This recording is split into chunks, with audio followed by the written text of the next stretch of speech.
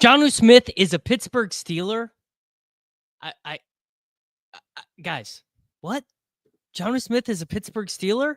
Is this how desperate we are for news? It's short king summer, dude. It just feels like no one in fantasy sports ever learns anything. Does he mistime it, or is Brock Bowers just a grown man? Brock Bowers is just a grown man.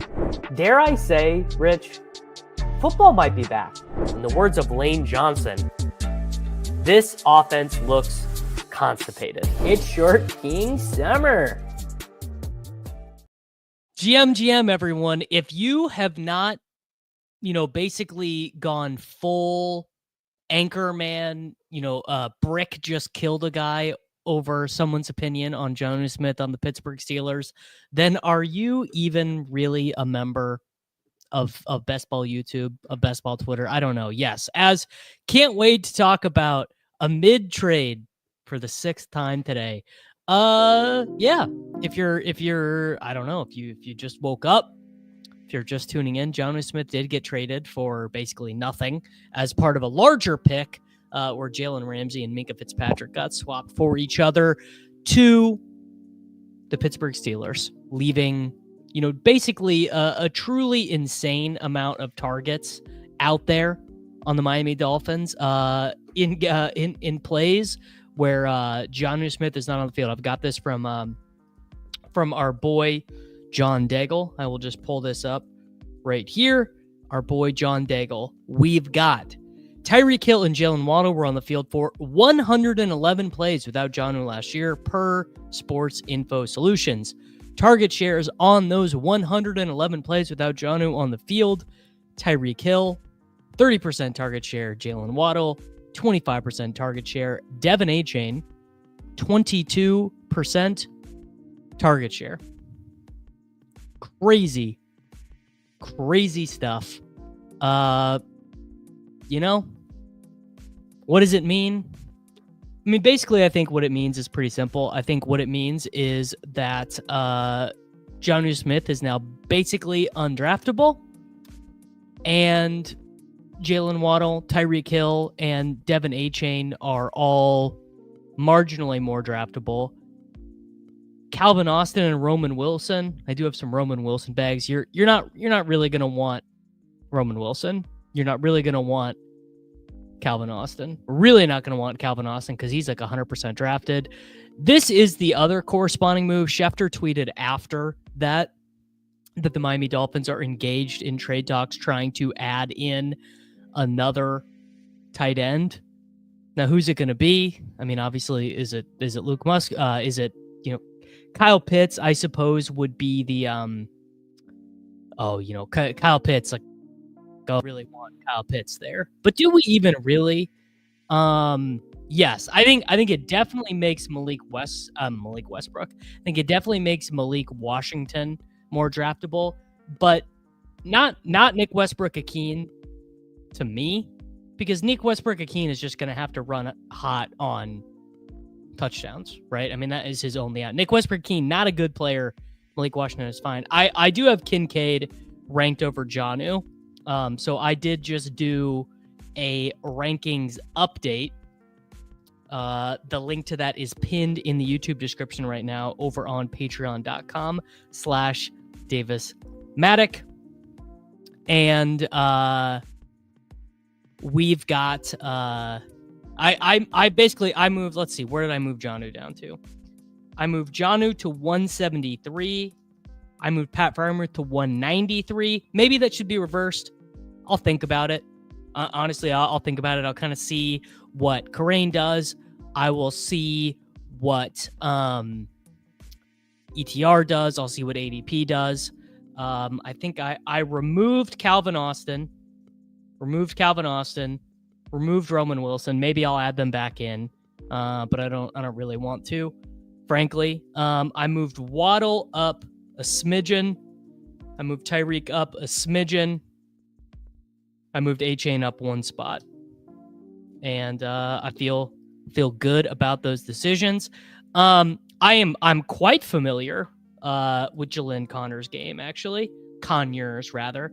So the issue with him is he is an undrafted tight end who had 104 receptions in college, played at a super friendly situation at Texas Tech his final year, and really didn't do anything. Finished 4th on Texas Tech in receptions. It'd be really nice if Conyers made the roster. Would be really surprised if he plays at all this season. I mean, probably they're just going to go with Julian Hill in the Durham Smythe role. When the Miami Dolphins were the best offense in the NFL, which was in 2023, Durham Smythe played 70% of the snaps and did absolutely nothing. What is this trying to... I've never seen that error before. Trying to load location. I have never seen that error before on Underdog Fantasy. Liam moved Jonnu up. That feels not great to me. Lutz, you have not paid for the Slappy Central Dynasty League yet. So you need to pay. You need to pay up. I believe you're one of only 2 or 3 guys who has not paid up for the Dynasty League yet, Mr. Lutz FF. Yeah, we're just gonna go Puka here. Nice. Puka at 9. It's not. There we go. All right, pulled up. Jonnu Smith was tight end 17 2 years ago as the tight end 2 on an Arthur Smith offense. Well, if Liam thinks he is tight end target 2 on the Steelers, I guess he should draft a lot of them. I am far less optimistic than that, but basically Jonnu Smith has been tight end 2 on a bunch of teams and has never been good. Yes, this is my this is my 43rd Best Ball Mania team that's happening right now. I'm on the clock and I'm going to take, you know what? Where's Pepper Tony? Pepper Tony, how about that, brother? I took Derrick Henry for you, man. Well, Arthur Smith didn't. So I heard this today, right? Oh, this Arthur Smith made Jonnu a thing. And there's been a little bit of misremembering of the Jonnu Smith experience. So let's go on over to Pro Football Reference. Let's go to the year Arthur Smith was hired. Arthur Smith was hired in 2019. This is Jonnu Smith's 3rd year in the NFL. So we've got Ryan Tannehill at quarterback. The team wins 9 games. Jonnu Smith finishes 4th on the team in receptions. He is out-targeted by Adam Humphries and Corey Davis. Has fewer receiving yards than he's 4th on the team in receiving yards. So that was a good team. All right, so let's go to the next season, 2020. Arthur Smith is still the offensive coordinator. This is Jonnu Smith's 4th year in the National Football League. Again, the team is quite good this year. Jonnu Smith sees 12 more targets than Anthony Ferkser. 12 more targets than Anthony Ferkser. Is again out-targeted by Corey Davis. The 2021 Tennessee Titans. This was the 1 seed Tennessee Titans. 1 seed of the National Football League. This is his 5th year in the NFL. Arthur Smith still the offensive coordinator. Yeah. It's not great, boys. It's not great.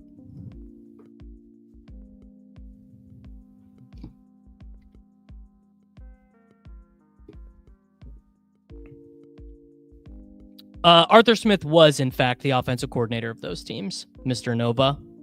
He was, in fact, he was the offensive coordinator. So the play caller of those teams, the guy who coordinates the offense.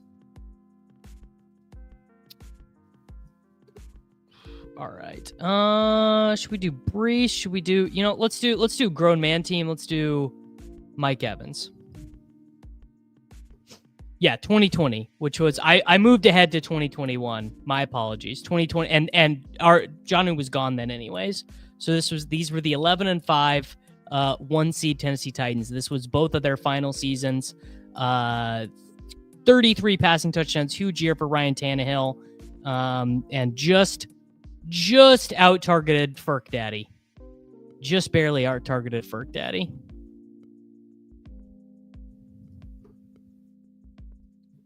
All right. Daniels, maybe Worthy. You know what? I'm feeling dangerous today. I'm going JMO. I mean, classic. By the way, I did just update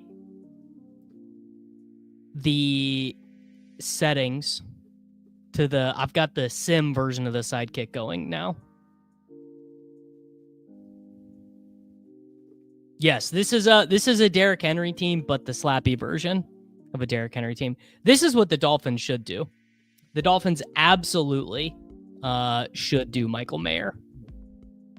That's what I would do. I would trade a 6th round pick. I'd trade a 5th round pick for Michael Mayer right now.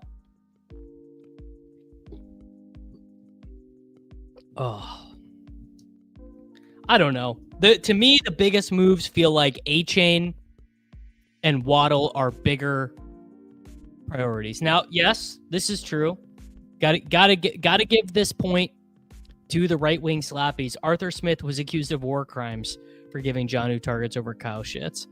The Raiders definitely do not love Michael Mayer. The Raiders have been actively trying to trade Michael Mayer all summer. There was a report on The Athletic. He missed. So there was a report directly from the team that they were exploring trade options and that Michael Mayer wanted to be traded.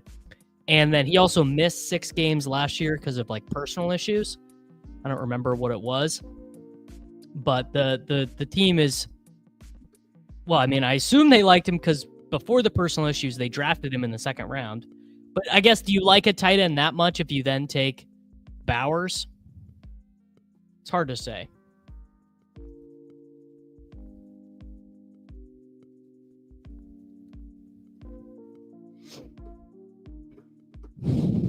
I think it's going to push Tyreek up to like here. I think Tyreek is going to be drafted at the turn quite a bit.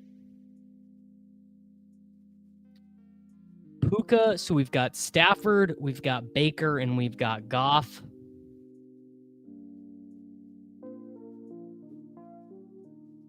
There was a guy in yours and Liam's chat said he was drafting Michael Mayer in every draft last round, hoping he would get traded to a team. He could definitely get traded. Don't get me wrong. Definitely could get traded. I mean, like I said, if I was the Dolphins, I would do it. This feels like an absolute slam dunk. Pickens on the right side of the board. Why were we able to get Pickens at 57? I guess these running backs went a little bit ahead of ADP. Hurts went at 41. Walker went ahead of ADP. Pickens at 57. I'm taking that all day. Yeah, I agree with this as well. Mac Nova is saying that Tyreek can really go anywhere after Jonathan Taylor. To me, I really agree. I think after 21, after Bucky, JT, and Ladd go, I think the tiers are quite flat. What do we think? Is Travion Henderson is the more anti-slappy or the more slappy way to draft a Henry team? It is kind of fun. It is kind of fun to do these things, right? Where you do the slappy version of a team, but you do it with a non-slappy player. Like the combinatorial ownership of Derrick. In fact, I can just check this. Look at the combinatorial ownership. So if Derrick Henry, Lamar Jackson is the most common drafted player after that, and followed by Mike Evans. Okay. Worth noting. Wait, I can actually just pull this up. I can go here to the settings tab and check projected ownership. 2 players. 2025 Best Ball Mania. Search for Derrick Henry. D. Henry. Estimated ownership.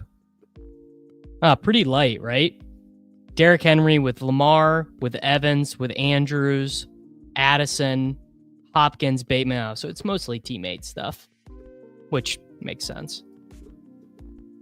That is the draft caddy. So if you do the, what is it? It's $29.99 a month for the draft caddy.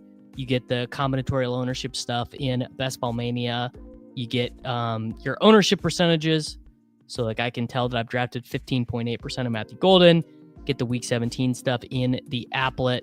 get the combo ownership, and then you also have the Leone draft capital buckets. Charlie, tomorrow. Lutz, you're chilling, brother. Don't worry about it. No sweat at all. Yes. So basically, starting tomorrow. No, that is not actual ownership. That is projected ownership with data. Like it's all data science, Jake. It's not actually data. Well, it is real data, but it's not okay, so I'm going to take Laporta and I'm going to set up the Goff thing. One of the ways I'm approaching drafts differently is try and take less stands in early rounds, save my big exposure for later rounds. Well, that would be one of the big lessons I learned from last year was the earlier it is, the more painful a large stand could be. It's definitely not AI. I can tell you it is not at all related to artificial intelligence. That is all just good old-fashioned programming and data science for the combinatorial ownership inside of the draft caddy. Okay, yeah, I'm just gonna do Baker here with Evans. Could have maybe an argument there to take Higgins, maybe an argument there to take Pittman Jr. Didn't want to take Mason. Feel like I kind of made my bed with those running backs. But now I should be able to, because the St. Brown drafter is to my right. Well, what's interesting, Wood Reed 615. He's got St. Brown, Bowers, Rome, Addison. This Reed 615, who took Allen at 34. I mean, it probably doesn't matter, but there's a chance I could push Goff around to 112.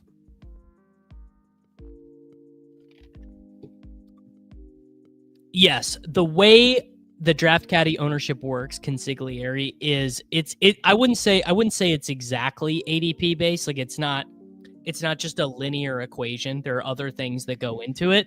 But yes, effectively the ownership is related to ADP. You are right. Ooh, the quick reaction short to the Jonnu trade news. Gonna be a lot more of that. Doing more of that short form vertical content on YouTube and on. I started a new Instagram. You guys can find that over if you want. It's over on Matic Drafts over on Instagram. I feel like pushing quarterback is overrated. It really depends. So like in round 12, a lot of the time, I don't know if it makes a ton of sense, but like in this situation, so let's say instead of Baker Mayfield, let's say I took Emeka Egbuka here or Darnell Mooney or Michael Pittman Jr. I mean, I know for a fact, I really would like that skill position player more than the quarterbacks here. Well, yes, Mr. Schmal, your brain is being saved by not being a short form content viewer. Let's do Trey Harris. Actually, no, I'm going to do Shaheed if I get it. Okay, I got it in time. So 2 reasons for that. First being, I'm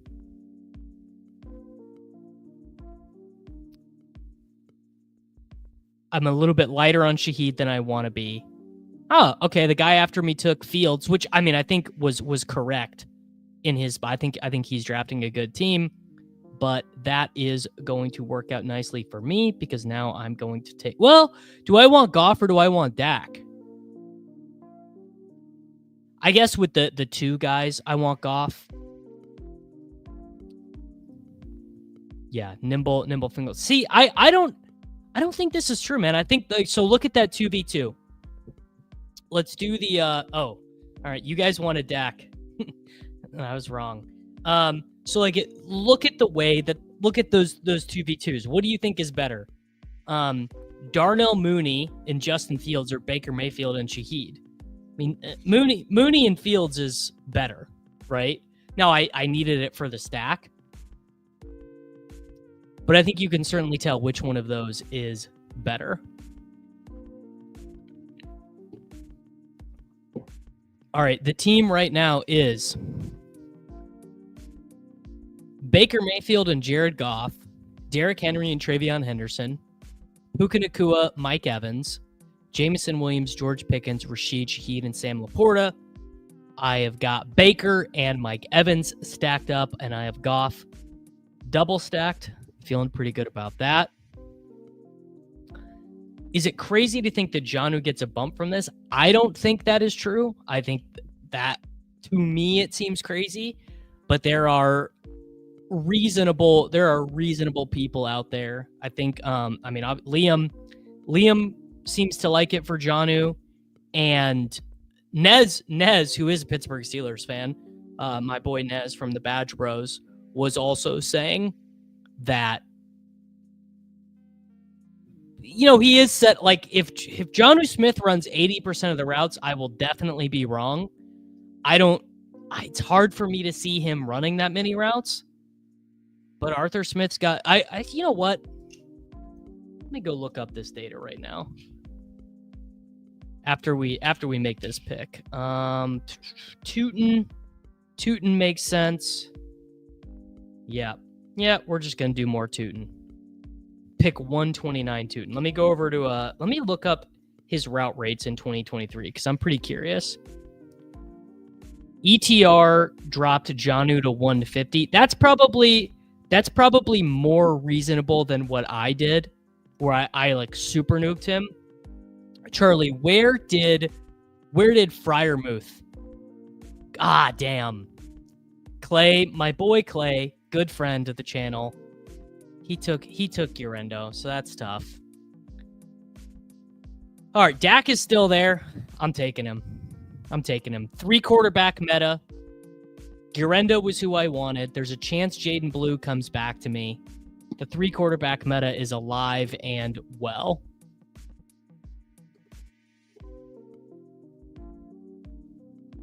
Mike Clay updated his stuff, and you guys know I love Mike Clay, and it's a pretty decent downgrade of Jonnu in case you want another source to compare things against. All right, I'm pulling it up. Mike Clay 2025 NFL projections. Where would my life be without the Mike Clay projections? All right. He does have Jonnu over Freiermuth, which I think is interesting.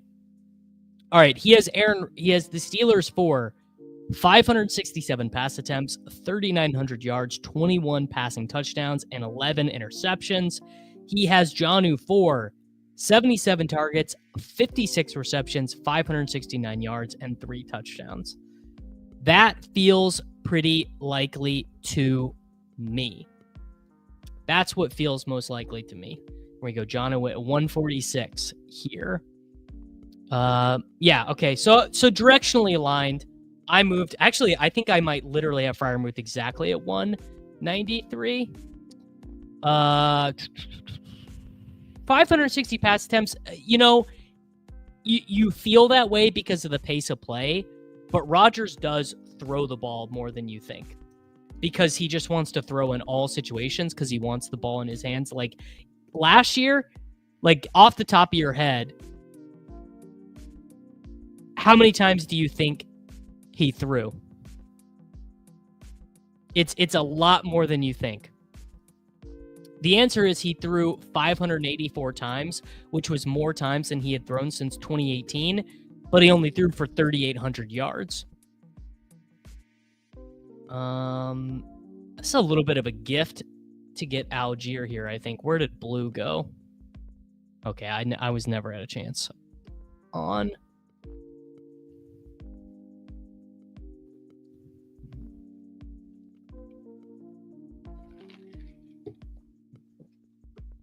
Yeah, so it's the answer is Rodgers threw the ball 584 times last year. That's a lot.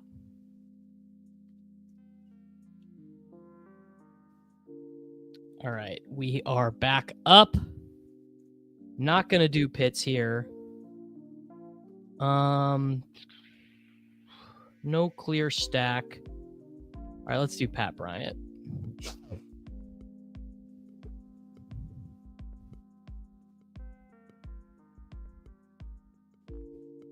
A-Rod's not that washed. I mean, he's not great. Rodgers is now like the 14th best quarterback in football instead of, the third best or whatever. They were a bad team, but they were 4th in the NFL in pass rate over expectation. I think this is certainly true. And I think you're seeing this in the sentiment already. Chad is saying, is this going to pull Rodgers up because he got another obvious stack? I think the answer is clearly yes, because you have a lot of people who like Jonnu. Way more people than I thought liked Jonnu. I thought, frankly, I thought the universal response to Jonnu getting traded to the Steelers was going to be, oh, Jonnu is unclickable. He's terrible. And that is not what is happening. I think first off, you definitely do not want to take any Dolphins tight end. You don't want to take Julian Hill. You don't want to take any of these guys. Absolutely none of these guys. I mean, truly, I'm really not making this up. Durham Smythe in 2023, the Dolphins were the best offense in football. They scored the second most points in football, and they gained the most yards in football. They had the most yards per carry. They were second in yards per pass attempt. Durham Smythe played 70% of the snaps and had 35 receptions. So there's basically what I'm saying is there's no reason to draft any of these guys. Tight end would be good here. Don't love Ertz. Let's do Miles Sanders. Is that a round 14 Sanders? Round 15 Sanders?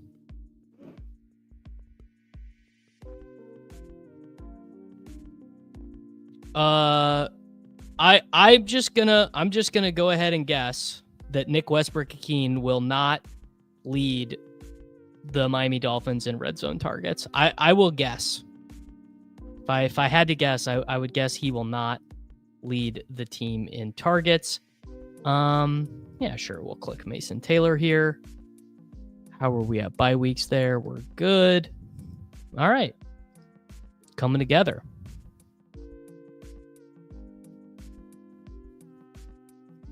GM. Yeah, A-Chain is the red zone guy. Yeah, my inclination was that Malik Washington was the more interesting one to me. I would also be quite surprised. I mean, Nick Westbrook-Ikhine, he's been in the NFL for a long time. He's been in the NFL for 4 seasons, and it's just never really been. In fact, he wasn't even good last year. He did just score 9 touchdowns. Are you saying that you think Rodgers is better than 14th or worse than 14th? It's very hard to say. All right, where are we at on this team? I might do a third tight end and a third quarterback here. Mayfield stacked, Goff stacked, Dak triple stacked, Henry, Travion, Tootin, Algier, Sanders, Puka Nacua, Mike Evans, Jameson Williams, George Pickens, Rashid Shaheed, and Pat Bryant. Suppose there's not an easy stack. For sure, the first time I've spent this much draft capital. Yes, I think for sure. I'm letting the cabal get to me with the 3 quarterback meta. All right, Sidekick is saying running back. I don't know, man. I feel like this is an Isaac Tesla team. I'm going to take Isaac Tesla and then adjust to what the sim-based Sidekick says. I have not used the the solver. No business arrangement for me with the solver.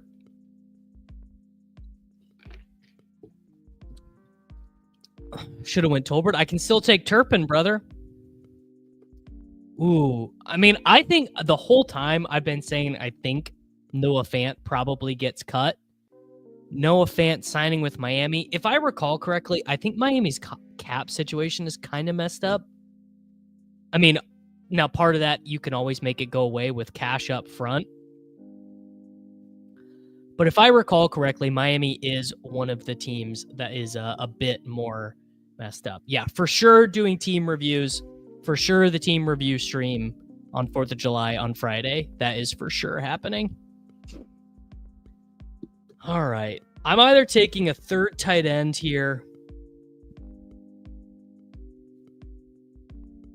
No, I'm not. I'm going to take a running back. And I am going to take Jordan James because I missed out on my other San Francisco 49ers running backs. I'm finding this to be a weird quarterback year compared to the last 4 years. Seems I'm either heavy on QB early and sacrifice positionings or settling for the quarterback left in rounds 15 through 18. Well, you're probably having quite a hard... You're probably having a hard time doing that this year because quarterbacks are not going that late anymore.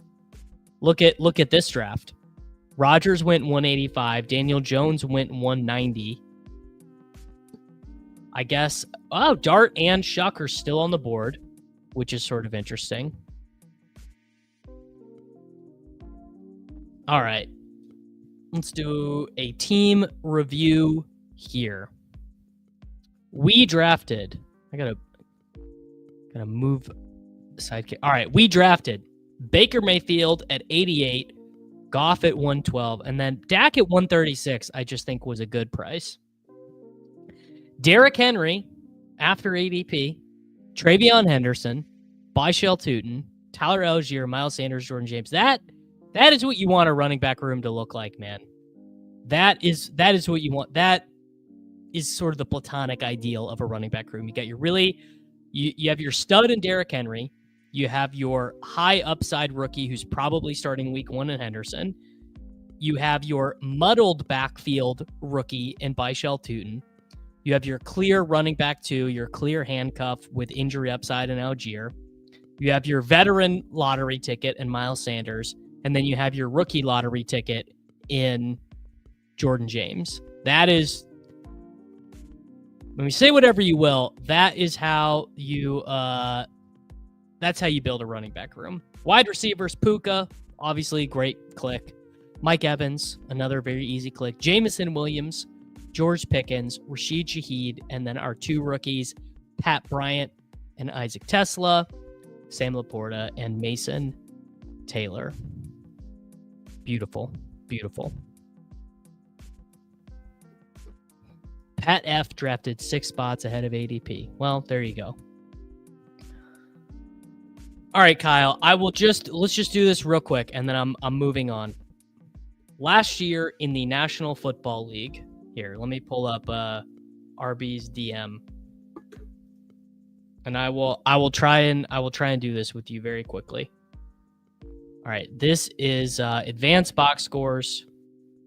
No, that's not what I want. I want EPA per play by quarterbacks. EPA per play for quarterbacks, minimum of 320 plays. Aaron Rodgers. Oh, hold on. All right. Aaron Rodgers last year was 22nd in EPA plus CPOE composite. I'm going to guess he's higher than that in EPA per play. Maybe I'm wrong, honestly. It's not sorting for me. He was 0.079. So yeah, he is going to be higher. Rodgers would never really be a CPOE guy anyway. It's literally not adjusting for me. Is my brain broken? Can I pull this up on Pro Football Reference? Is there advanced passing? There we go. Advanced passing. Can I really not get EPA per play here? All right. Well, you might have won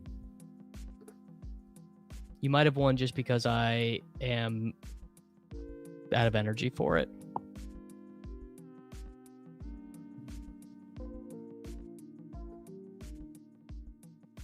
Josh and Hayden didn't beat me at anything, and Liam didn't beat me at anything either. I had the very first short form video up on Jonnu Smith.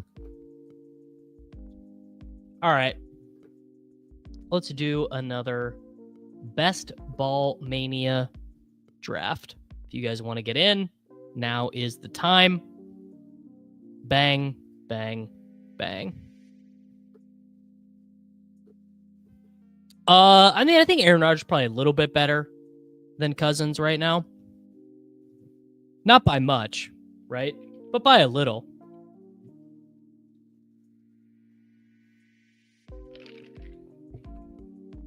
All right, we're drafting this one out of the 8-hole.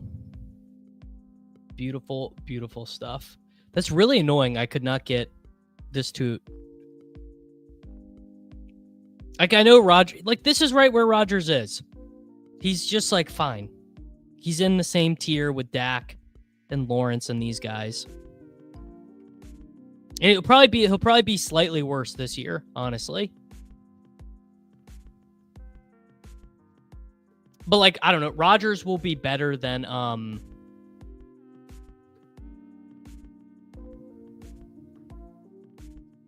You're making a great point, Alex.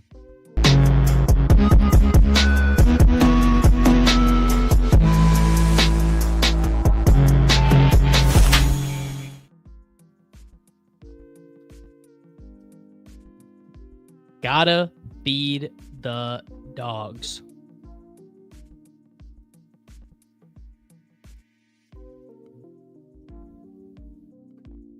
Got the draft board pulled up. We're chilling. 106 GLGL. Yeah, I'm taking Jonnu at the 1.8. I should get Omron on for some guest streams. Kyler just got a dog. Shout out. Okay. No weird stuff happening in this one. I guess Gibbs ahead of Bijan is a little weird. All right, we did Puka on the last one. So let's actually, you know what? Let's do Neighbors. I've been looking to even that out. I have 15% McCaffrey, and I'm a little bit lighter on Neighbors. I absolutely should be making tier list videos. You are correct. GM, Chris. Start packing your Malik Washington bags. Tyreek is going to be traded. I don't think so, but it's possible. Rodgers' floor is lower than ever. Yeah. I mean, I'm taking some 17th round Rodgers. I mean, I think not only is it possible, I think it's very, very evident that the trade is bad for both Jonnu and Fireworth, because the thing you learn if you start doing any sort of data analysis on tight ends, a lot of guys have done this. JJ has done this research. Hayden has done this research, but I would say probably the most valuable research that I've seen done on tight ends comes from my boy Pat Corain. And Corain's research on tight ends is pretty simple. You got to run routes. If you're on the field for 62% of the routes, dust. It just does not work. I mean, I guess you can have like a Gary Barnage season where you score a bazillion touchdowns, but it's pretty unlikely. All right, I'm not taking Henry in back-to-back drafts. All right, here's a weird combo. How many teams in Best Ball Mania have Rashee Rice and Malik Neighbors? Not very many. I have no idea. Chris. I don't know what happened on the usernames. One day I just opened StreamYard up, and this is what everyone's comments looked like. I've got no way. I really don't know.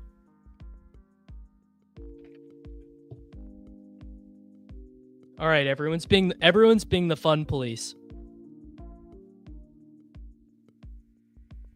Yeah. Oh, I mean, don't get me wrong. I probably have a Malik. In fact, I almost for certain have a Malik Neighbors, Devin A-Chain, Rashee Rice team out there. Yes, Steph knows ball. You want the 70% route percentage from tight ends. There ain't no way you can quote me on this. I'm looking in the camera.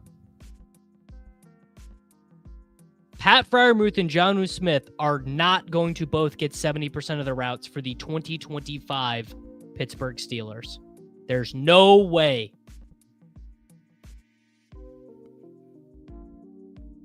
Put that in your pipe and smoke it. Yes, yeah. There's a lot of these. A lot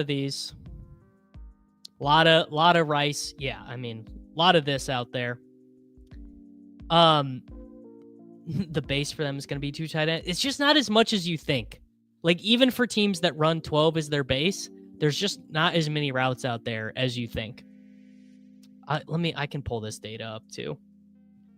NFL personnel groupings. I forget this page.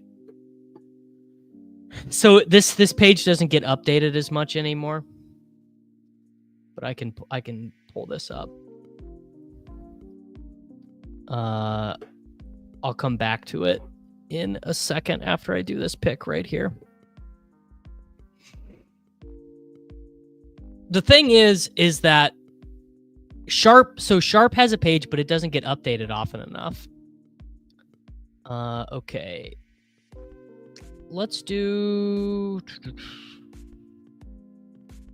know what? Another guy I just have like none of. I got like no JSN. All right, here we go. So this is 2024.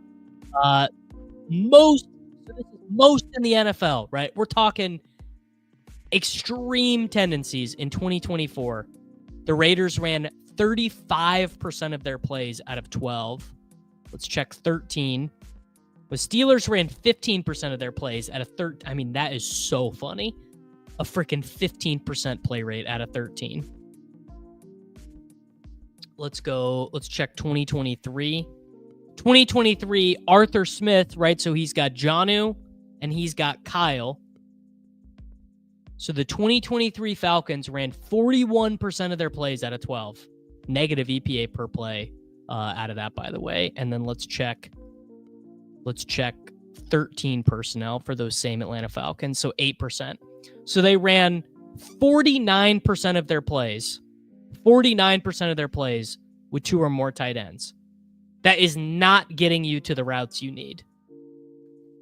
Even if you get to, let's say we give them 60. Let's give them 60% of their... Oh, I was going to take Jaden Daniels on this team. Screw you, Tone. I was going to take Jaden Daniels. All right, let's take Tet. Building a true 0 RB. Yeah, Neighbors and Rice probably common back then. Anyway, yes, they literally are going to run Calvin Austin and Roman Wilson and Robert Woods and those guys as their base because they're wide receivers. That's just what NFL teams do. You cannot run 11 personnel with Jonnu as an actual wide receiver because Jonnu is not an actual wide receiver. Jonnu has no downfield skill set at all. For Jonnu Smith's best season in the National Football League last year, what do you think his numbers were past 9 yards? They traded for Jonnu because it cost nothing. He cost a 6th round pick, and Arthur Smith wanted him, and I think his salary is $4 million a year. Jonnu Smith Spotrac. Jonnu Smith earned a base salary this year, $3.4 million.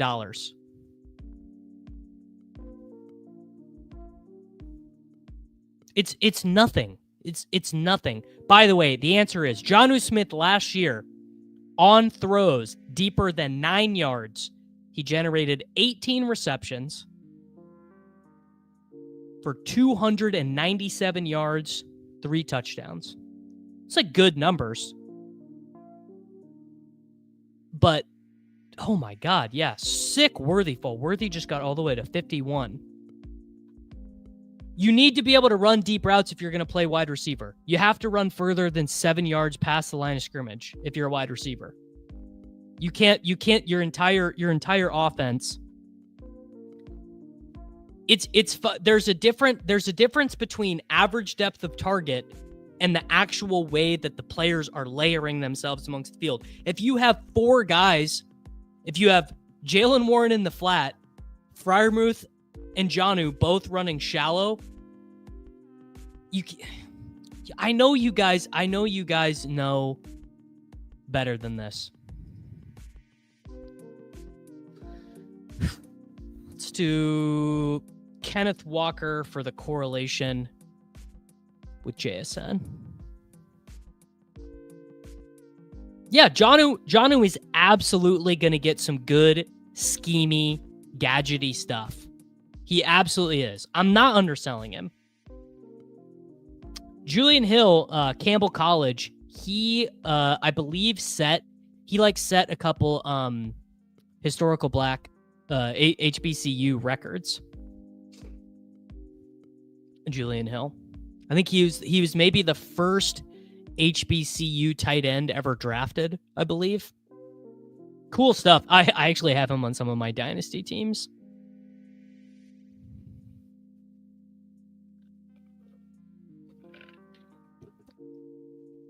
I've been behind market on Warren the whole time, but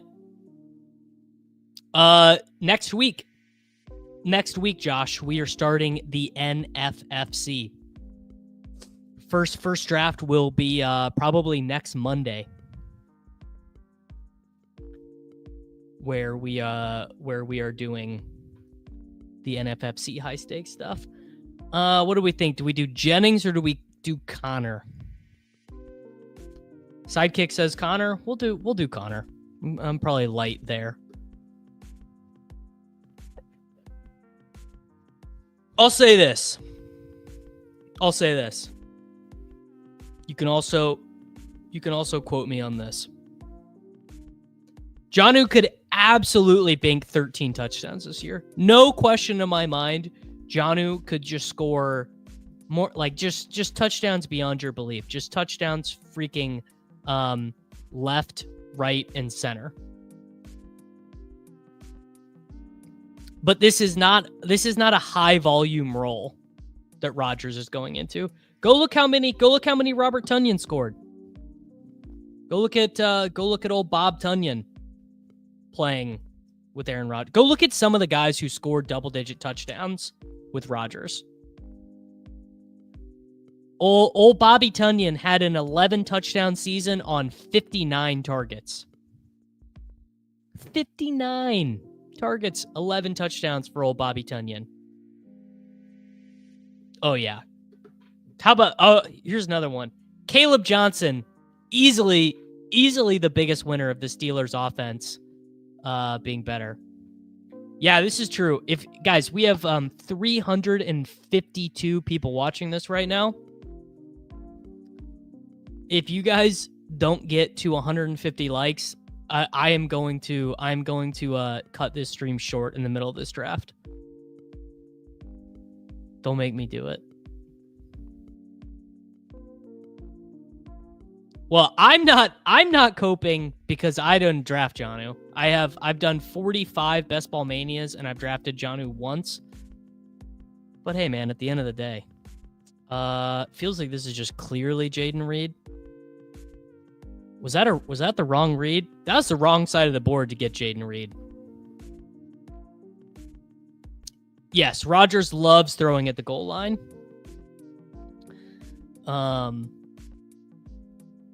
If all the lineups are out when I'm done, yeah, I'll do one. I'll do one Major League Baseball BR. People forget Darnell Washington. How many snaps did Darnell Washington play last year? Because that is kind of interesting. Our boy Darnell Washington last year, was he played. This is actually stunning. Darnell Washington in 2024 played 602 snaps. He ran 177 routes. He pass blocked 80 times and then run blocked 345 times. I am stunned to find this information out. I would have guessed 300 snaps.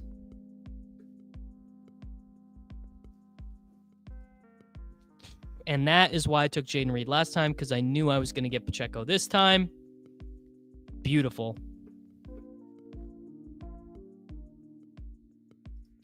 All right, we are at no quarterback as of yet. We have Ken Walker, James Conner, and Isaiah Pacheco. Pretty dusty running back room. Malik Neighbors, so we have Dart. Rice, so we have Mahomes, but he's going to be gone. JSN with Darnold. Tet with Bryce. Reed with Jordan Love. Yeah, he's a really good sixth lineman. What is Darnell Washington snaps going to 0? Is Jonnu a good run blocker? I'm gonna bet there's no way Jonnu's a good run blocker. Maybe he is. I don't know. Let's go look this up. Jonnu Smith, run blocking. Jonnu Smith had 120 run blocking snaps last year. He graded out at 40.5. He was penalized 6 times as a run blocker. Jonnu Smith has in 2020 is the only time he has ever been above a 55 as a run blocker. He's been penalized 33 times as a run blocker. That feels like a lot. Does that not feel like a lot for a tight end? Buddy, I did golf this morning. That's why I'm wearing this shirt. My brother-in-law's in town, and we got up and we had a tea time at 6 o'clock in the morning. So I did that instead of going to the gym this morning. Well, the last time that Jonnu played with Arthur Smith, he generated a 43.5 run blocking grade on 213 run blocking snaps. I don't really want to take Jalen Warren here. I think I need to give myself another out at quarterback. So let's do Trey Harris. I was not great, man. I was 10. We only played 9. I was 10 over par. Not my best. Couldn't make a putt. I don't think I made a single 8-footer. And I am really fighting the driver right now. Yeah, didn't mention it for a reason. I'm push pull legs. Push pull legs for me. Push pull legs, and then normally if I don't golf, I do arms again on Saturday. I don't have the yips. I just cannot. What is the right word? Basically, the big issue is that I cannot get a good hinge on my wrist, so I do not power my long clubs enough. I don't have enough club head speed to hit it like 250, basically. Golfing is the key to your arm workout. No, your arm workout is just to lift hard, brother. All right. I feel like I might be losing the plot here. If Tone doesn't take him, I'm going to take Tyler Warren because I need a tight end, and it's going to set me up for another quarterback. And I am running. Yeah, okay, there we go. I'm going to take Tyler Warren. Jordan Love should come back around to me at 128. Oh, yes. Well, that is true. If I don't golf on Saturday, I go do arms. No, putting is not overrated, Minnesota Mike. Putting is underrated. My good buddy, actually my best friend, my best man, has gave me a really good like process to putt. Like a repeatable, you do the same thing every single time. And it has helped. It has helped. I was definitely leaving a lot of strokes out there putting. I mean, I'm not a good golfer, but I can play in the 80s at most courses, provided they're not, obviously, if they're too long, or like if we're playing from the blues and if every par 4 is 415 yards, I basically just can't hit it far enough.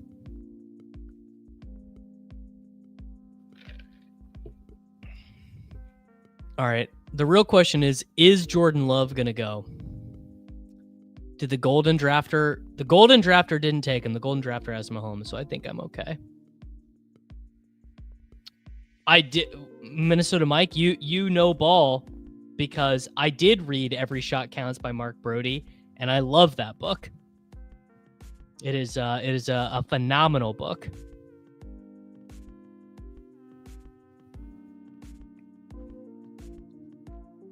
All right, there we go. Jordan Love, got him right at ADP. Feeling quite good about that.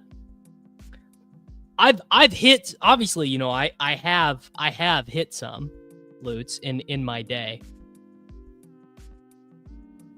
I've hit some 260, 270, 280s.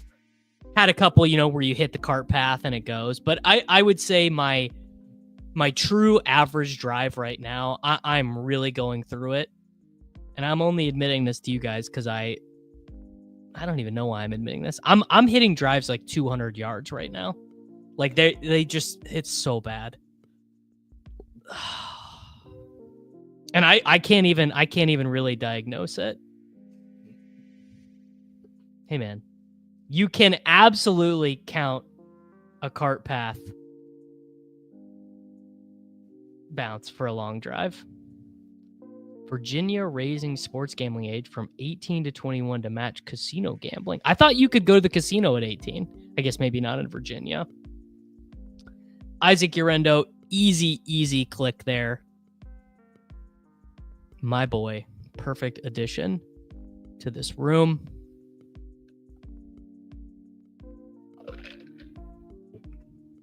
Man, I've not played miniature golf in a long time, Josh Liam. But who doesn't? I mean, a lot of the times this is true, that you can hit your hybrid further than your driver because the driver is a different swing and it's harder to get it on the optimal path. Obviously, you have a bigger straight. Oh yeah, I mean it's straight 200, but it's just way up in the air. I mean, the thing about Mr. Roulette, you make a good point, because I'm actually a very ideal scramble partner, because you're never going to use my drives, but you'll be using a lot of my iron and wedge shots. I'm quite good, again, relative to my handicap, from like 140 yards and in. How are we going to land this plane? This feels like maybe a Darnold Dart team, because Bryce already went. This could be the vaunted the Johnson and Johnson team. We've got the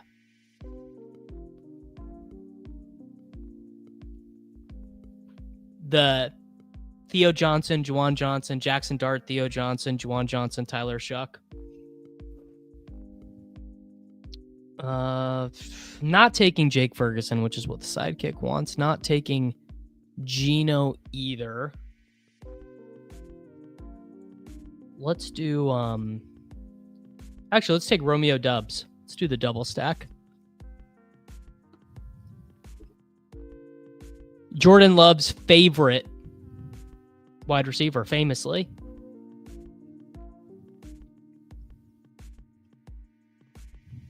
The J&J vaccine. Yeah, Trump would also be calling me a loser because of my really low club head speed. We watched my swing on the Swolecast a couple episodes ago. It's not good. If you drafted Harris for another quarterback and then skipped Herbert for Warren, don't you have to force dimes at that point? Well, we'll see. Sometimes I say things and then immediately forget them when I'm making the next pick. I am higher on Matthew Golden. Golden's one of my most drafted players. Believe he's top 5. I think the case for Matthew Golden is so obvious. Feels like the I don't know, like, why do the Slappies not like Golden? I don't know. Oh, we are big Cartavius enjoyers. All right. All right. Quarterbacks are just going thick and fast in this one. So we got Geno, Stafford, Bryce. I had no choice there. I had absolutely no choice.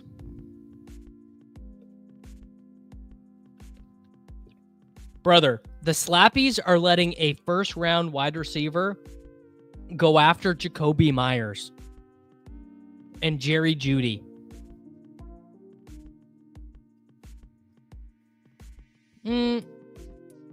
I think you'd have a hard time proving this.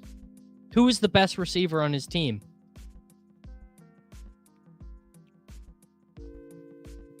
Calling the Packers wide receivers a crowded wide receiver room. I don't know about that, man. Crowded full of wide receiver 4s, maybe. Okay, Isaiah Bond stinks. Exactly. They changed it. They realized Isaiah Bond is bad.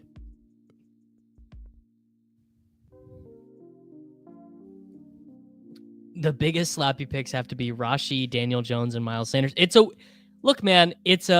Kenny, brother. It is a hard year to be a slappy because the slappies got so beat up last year that they've had to reevaluate and change some of their takes. And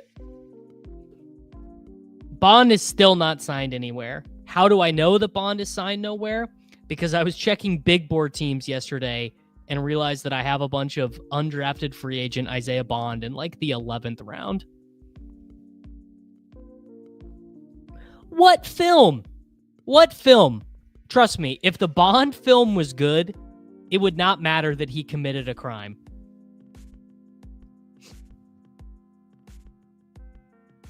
I'm not saying that Bond, I am not telling you that Bond is inherently going to be better than anyone. But what I'm telling you is that 2024 slappies, 2023 slappies, there's no chance they would let a first-round wide receiver go after freaking Jacoby Myers, dude. No way, no how, brother. Speaking of slappies not learning anything, Miles Sanders, sure. This is a cursed sentence. I'll post a TikTok of Bond in your Discord. Imagine that sentence. Imagine just saying that sentence to someone 5 years ago. Alec Iomanner is the 2025 Puka Nacua. I wrote this from a mental hospital. What if Chimere Dike is this year's 2025 Puka Nacua. Steelers did add an elite weapon. That's true.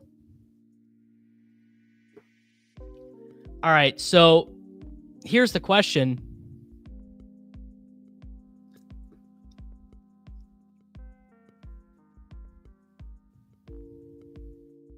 Do I want Dimes or do I want Dart? I might, frankly, I might prefer Dart.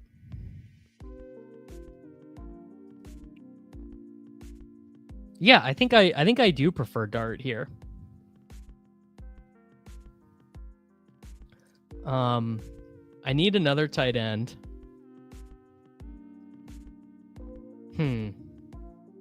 Yeah, I'm gonna do the Johnson & Johnson. And then whatever quarterback gets to me, gets to me.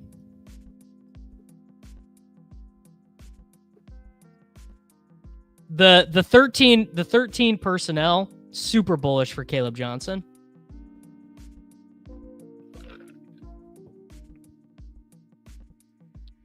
The Miles Sanders allure is just that he's not Javonte Williams. That's all it is.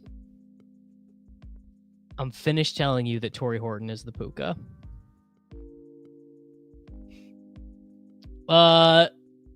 Best week 17 starting odds is Dart, for sure. I completely agree with this. It's hard for me to see Dimes starting late. We did discuss it. I don't know if we reached a conclusion on who the Dolphins are trading for at tight end. All right, here, that's a good one. If you're watching this on replay, tell me this. Who should the Dolphins trade for at tight end? Who should the Dolphins trade for at tight end?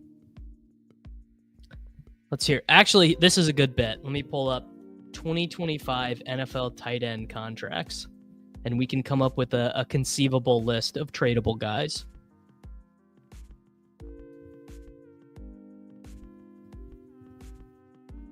All right, so we just want their 2025 contract. This is the cap number. Juwan Johnson, not much. Cade Otton. Jake Ferguson, that's a cheap one. Yeah, there were so many ads on that page. Ugh. Am I going to get sniped here? Imagine getting sniped on Jackson Dart.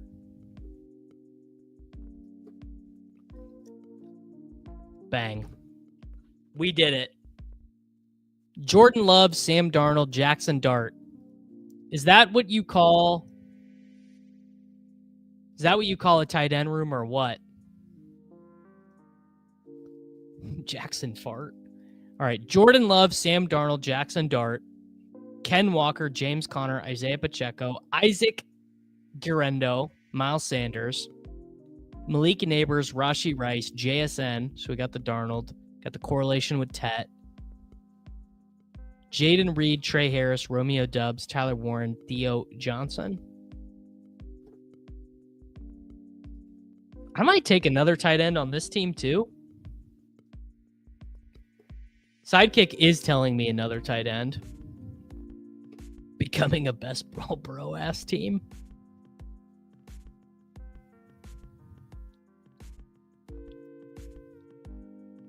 Huh. This is not a good tight end room. Elijah Arroyo? Oh no, we said Johnson & Johnson. We said we were going to do the Johnson & Johnson. Theo Johnson, Juwan Johnson.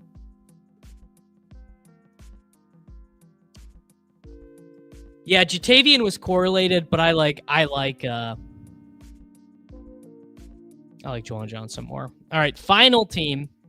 Jordan Love, Sam Darnold, Jackson Dart, Ken Walker, James Conner, Isaiah Pacheco, Isaac Urendo, Miles Sanders, Malik Neighbors, Rashee Rice, Jackson Smith and Jigba, Tet McMillan, Jaden Reed, Trey Harris, Romeo Dubs, Tyler Warren, Theo Johnson, Juwan Johnson.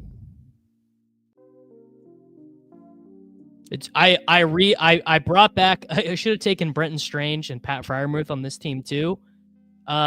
Frankly, is anyone worried about this? I am not worried about Russell Wilson playing all year at all. Really couldn't be less worried about it.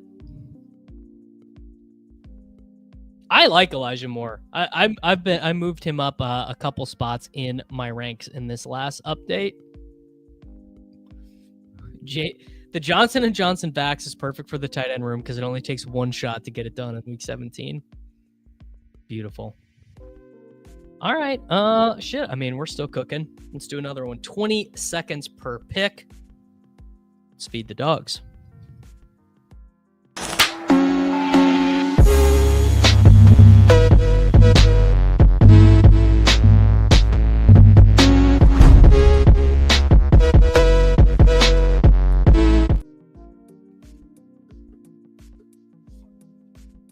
Jackson, Jalen, Juwan. Ooh, there we go. A 1.1. Best Ball Mania, 1.1. Jamar Chase. Now the 1.1 is a little interesting. Because the 2-3 turn is going to be different now. It's definitely not. All right, Jeremy's in at pick 10. Jay Roulette's in at 5. Got the influencer 101. All right, so we've got Chase. But yeah, the 2-3 turn is going to be a little different now because I think Tyreek is going to start to creep up. So we are going to start to see a little bit different of a texture of teams there, which is always sort of interesting. My favorite spot is on the right. My favorite spot is 9, 10, 11, 12. Like, tell you what, man, being able to start McCaffrey, AJ Brown, even Genty, London. Sometimes you run pure and you're able to get like Nico and Genty. I think those 110, 111, 112s are quite nice. Tommy is the 1.6. Fake Dave at the 1.7. Yeah, CMC doesn't really make it to the 10-12 now.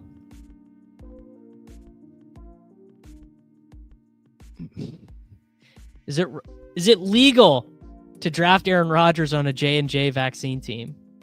Giants are around 12% to make the playoffs. Yeah, that feels about right. About 15 to 20% Russ plays the full year. Some chance of injury, obviously, that's a big deal. Scott Fishbowl starts in 7 days. Good to know. People do get bored of Jonathan Taylor. That's real true.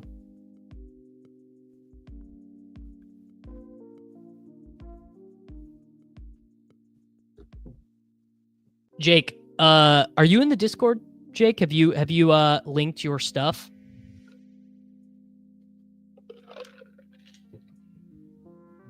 In a month, we're going to look at round 3 Tyreek like we do round 2 CMC now. I can see it.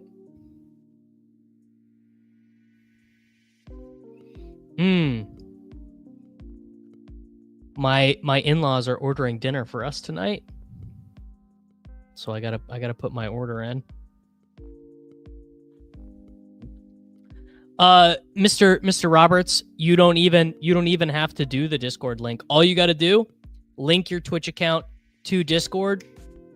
You're automatically in. It'll add you automatically.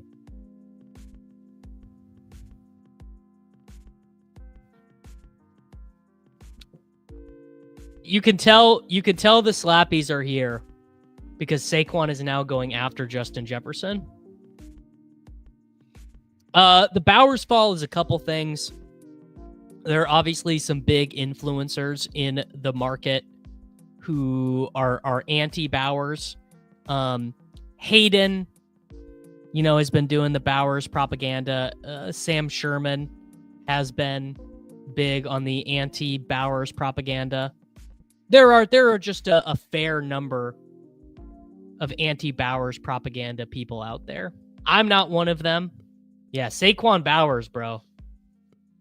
Tell Live Like Larry, tell the historical data to Champ here, who just started his freaking draft, Saquon Barkley, Brock Bowers.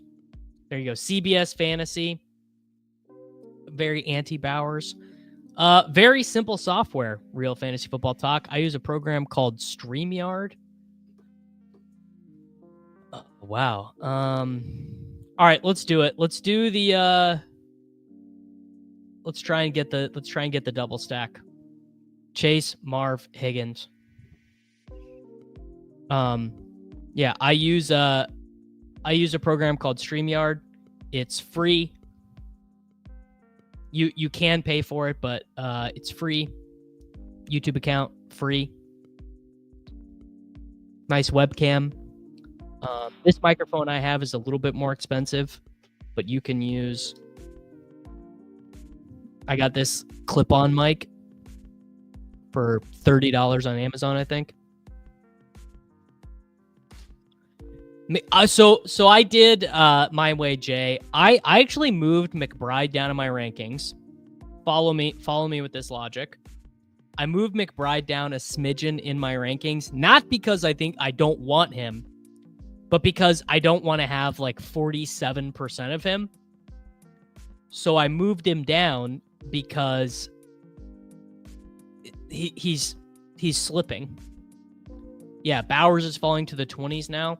So I just lined it up a little bit more with the market.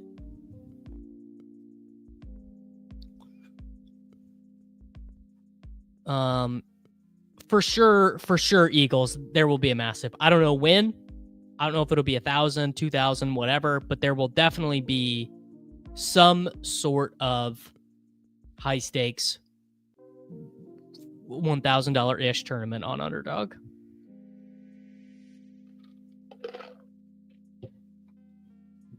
GM, love the stream where you rated people's teams. Well, I will see you Friday morning for another Team Raider. Gun to my head, I want Bowers over St. Brown. That's crazy, brother. How effective will Jordan Mason be? Pretty effective. Hard to be ineffective as a runner in the KOC offense.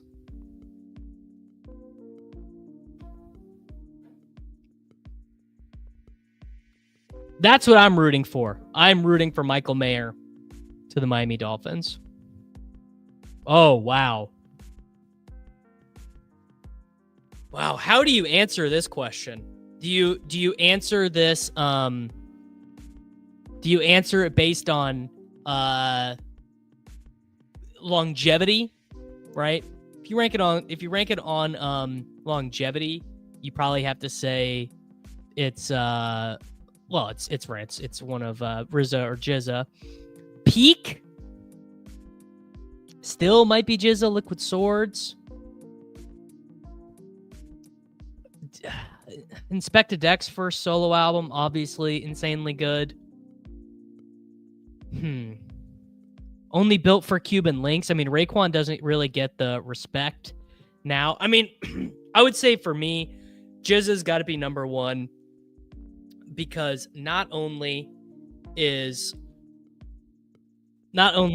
of all the solo albums, Liquid Swords my favorite, but he also has done a bunch of cool other side stuff. Yeah, I mean, Supreme Clown. I mean, how do you beat Ghostface? It's crazy.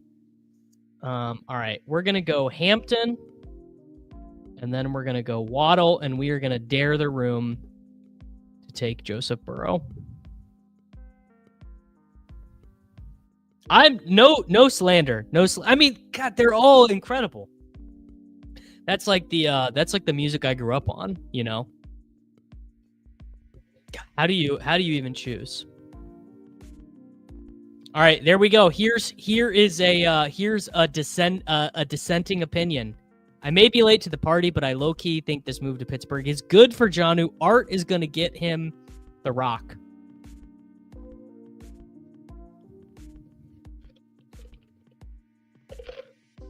There is your dissenting opinion. All right, here's the hot take, man. Method Man, not for me. Not for me. Method Man turned into a cornball. And him turning into a cornball post 90s, post 36 Chambers, post he went into like mid 2000s Method Man and Redman cornballs.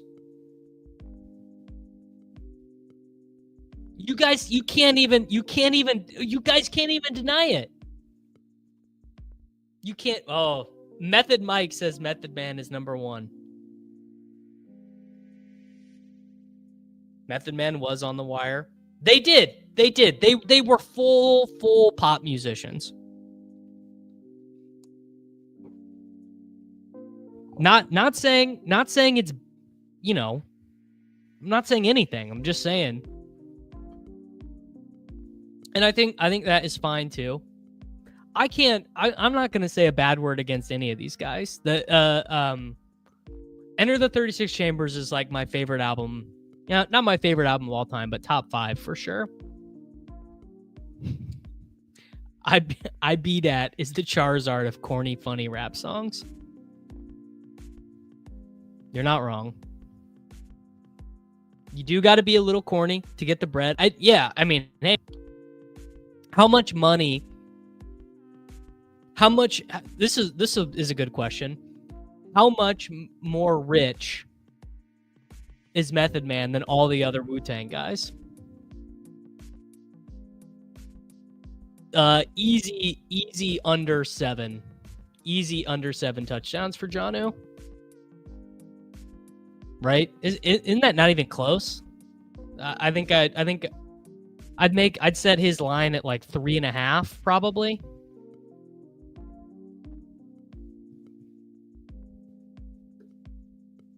I'm aware of who this guy is, JID, but I don't think I've ever listened to him. I've never seen the Wu-Tang. And honestly, it might be one of those things where it's better that I've never seen them because the memory stays pure, you know? All right, here's the chance. Here's the Chase Brown team. Is the Chase Brown team going to get me?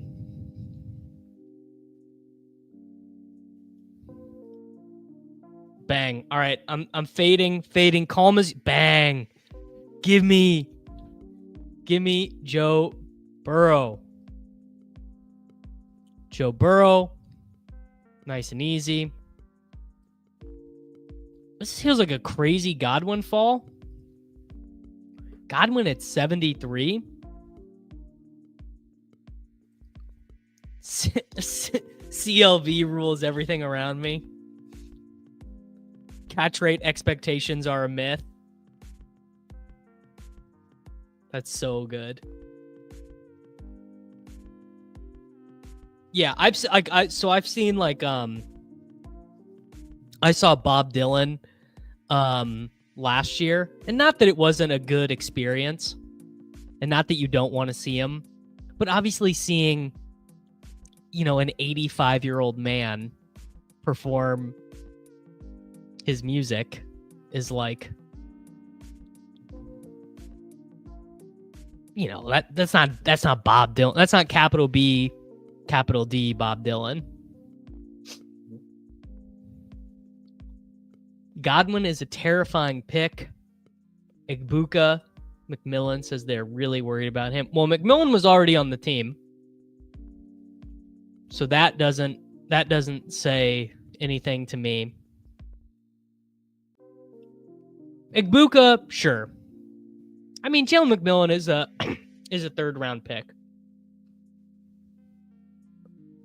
Is this is JID has an album called God Does Like Ugly, which is a great Atmosphere. I've seen Atmosphere 3 times, I think. I saw Bob Dylan and Paul Simon 20 years ago, and both were old already. That's pretty funny.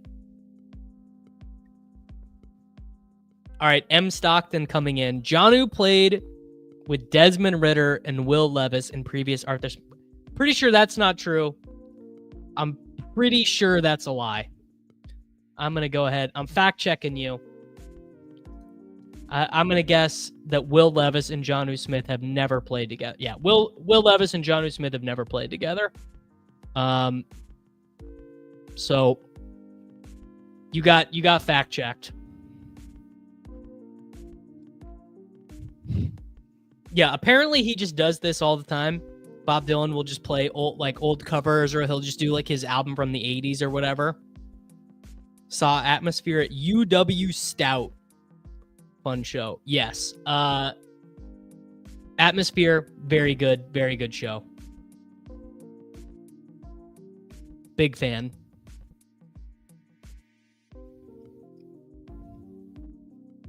Yeah, I actually loved Atmosphere in college. I think a lot of nerdy white guys like me. Lance, can you confirm nerdy white guys love to go to Atmosphere shows?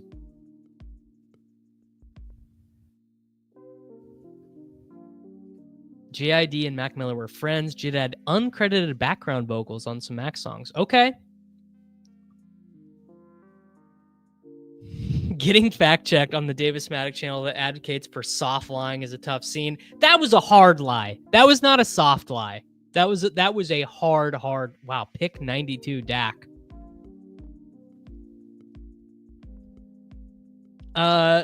This, for whatever reason, Ryan, this missed me. Simple Plan, Fall Out Boy, all that stuff. I don't know what it is. It just for me and that stuff were ships passing in the night. I kind of miss that stuff. Yeah, I missed this stuff too. All right. Here we go. For my boy Binking, I'm going to take Jordan Mason. And then I am not going to take Kyler. You know what I am going to take? It's Baker Mayfield, and this is going to be a 2-quarterback team.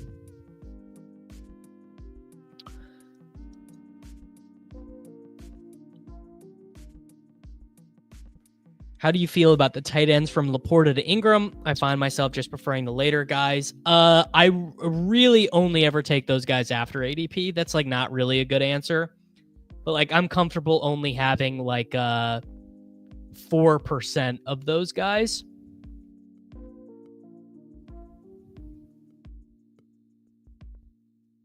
Like I think Laporta is like a classic 4% exposure blanket guy. Confusing two middling white guys is an honest mistake. Now, one, fair. But Tannehill is a lot better than Levis ever was. Oh, Jay-Z, so much better, right? So much better.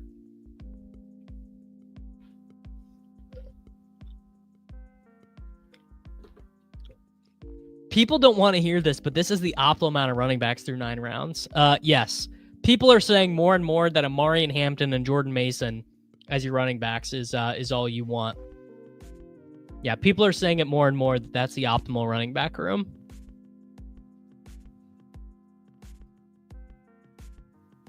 Yeah. Yeah, Tannehill led a team to a literal 1 seed. Levis already done. Sure. Yes, I would take Emeka Idubuka. Thinking, I think we might get to might need to send you to spelling school. I for some reason I do know about these guys, John. I don't know how or why they must have made it into my algorithm, but I do know these guys.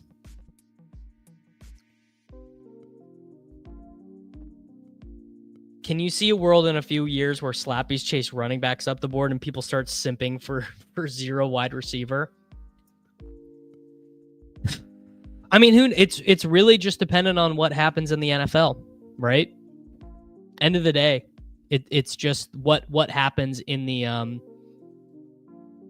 like if we do another year and teams are decreasing pass rate, increasing explosive rush rate, EPA per play for rushes go higher, you know, people are going to be begging for running backs.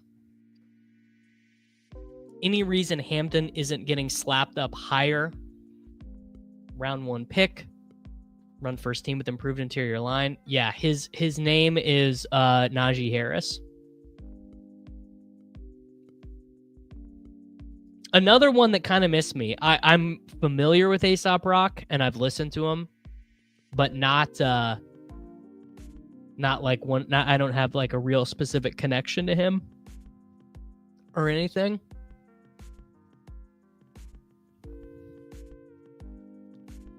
See, I was gonna say I can definitely spell TJ Houshmandzadeh. All right. Damn. Oh, Charbonnet went. So that sucks. Charbonnet and Dobbins I was gonna double tap them here. So I'm looking thin a running back.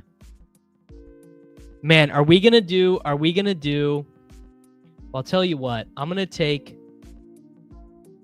Ramondre.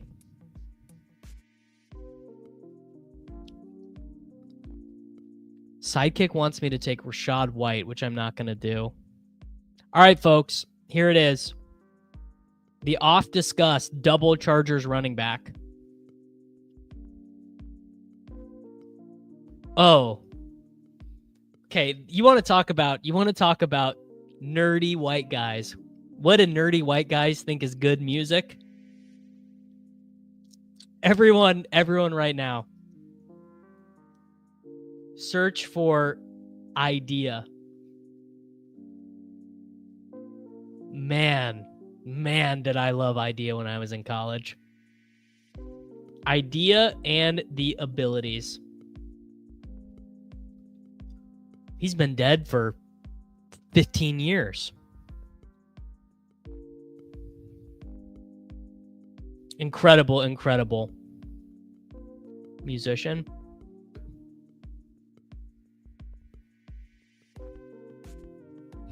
I could have believed in Trey Benson, but I didn't. I don't know. That was a tough spot. I guess instead of Mayfield, I could have taken Tracy. Maybe could have just bit the bullet and taken Aaron Jones. But you just don't. I don't think you look at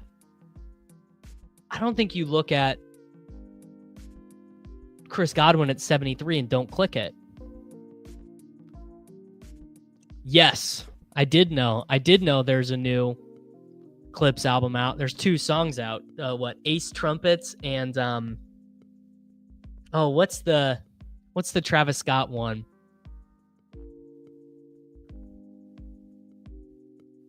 It's so good though. I mean, another guy that nerdy white guys love, total opposite end of the spectrum, Pusha T.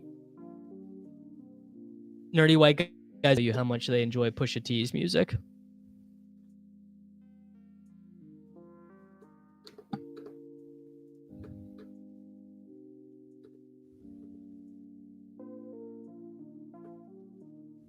So be it. Yeah, so be it. Yeah, if I was younger, I probably would. I mean, I don't hate Playboy Card. I listen to that stuff. That's like my my gym playlist has a lot of that really bad 21st century rap. I like Lil Uzi Vert and actually a guy, I mean, he's not new anymore, but I actually loved Lil Peep.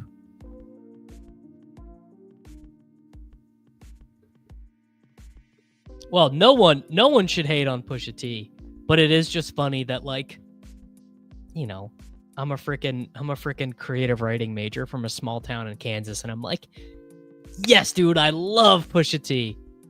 The best. Another guy who missed me, Hoodie Allen. I liked him just fine, but just another guy who was not in the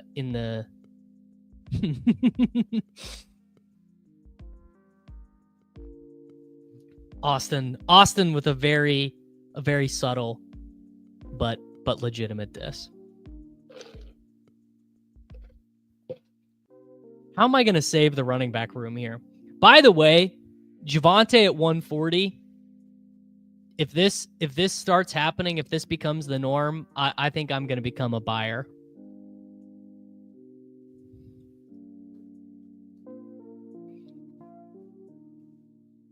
All right.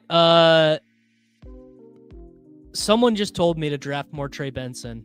So there you go. It was written.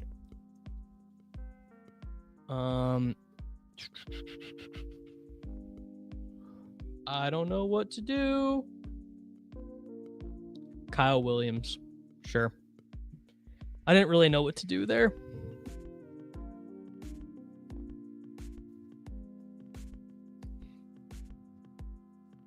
Speedster, you have no idea how accurate this is too.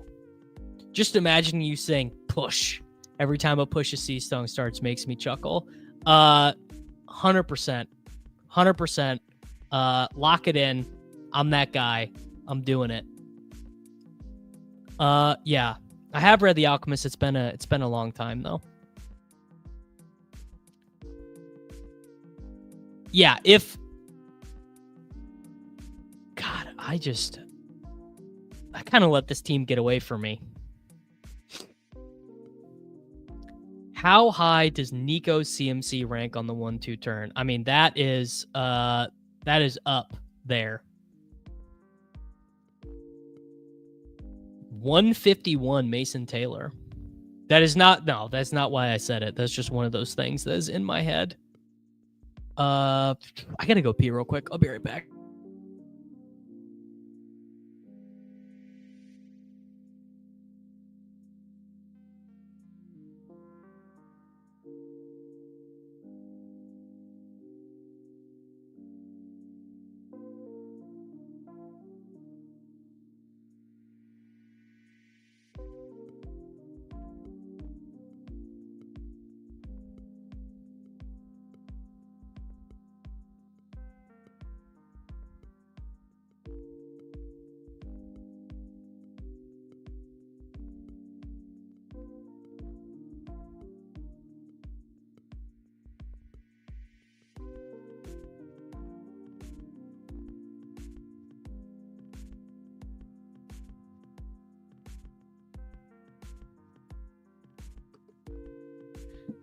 No sump pump, brother. No sump pump, Peppertoni. We had to install. We remodeled at my home. We didn't remodel. We redid the upstairs basement, and the upstairs bathroom, and when we remodeled the upstairs bathroom, we also installed a bathroom down here. All right, boys, I gotta order dinner from an Italian joint tonight. What do I want? Do I want pasta? Do I want like a lamb shank?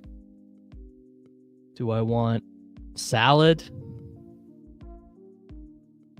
No, this is like it's more like northern Italian food. Alex, you're making a good point. Weezer is definitely the band of the nerds. Chicken parm never ever disappoints, bro. Oh, damn, bro. Chicken parm might be the move.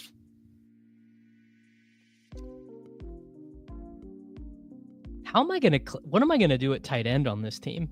Am I just dusted? I guess I could take Cotton. How late does he's like invisible to me. He goes at 181.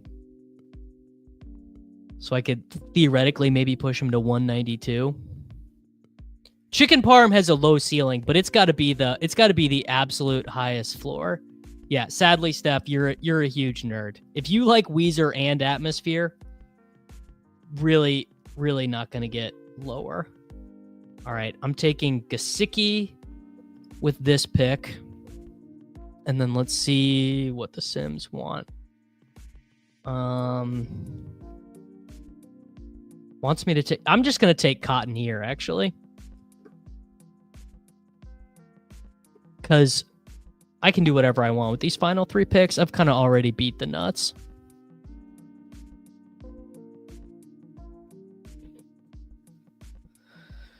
Could just get a pizza. I don't know, boys. I'm feeling...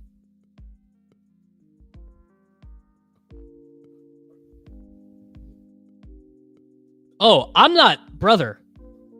The music of cool people... What band... That's a good question. What bands do nerds hate?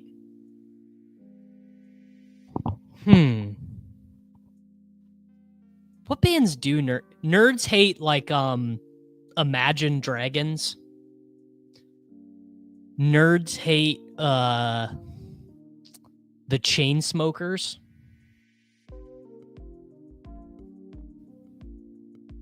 I don't know. What bands do nerds hate?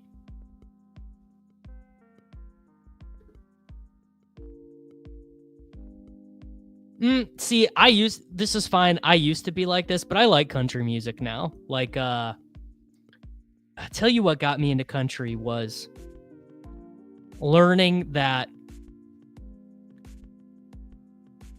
Bob Dylan and Johnny Cash were good friends. And then I got into Johnny Cash.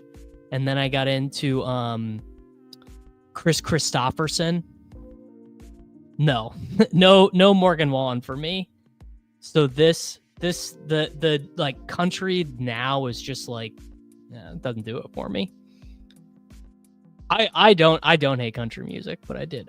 What are you using to show your exposure next to the players? I'm using a tool called the Draft Caddy. It's $29.99 a month. That's what is showing all the exposures and the Week 17 matchups. And if I refreshed, which I'm not going to do right now because I'll lose my spot, it would also show me combinatorial ownership in there. Yes. Oh, Maroon 5 is bad. Yeah, that I'm not into. Yeah, like, so for me, I understand that people really like this stuff. The Tyler Childers and what, it's not really for me. This is more what I like in terms of country music. There was another guy I got really into. I'm forgetting his name.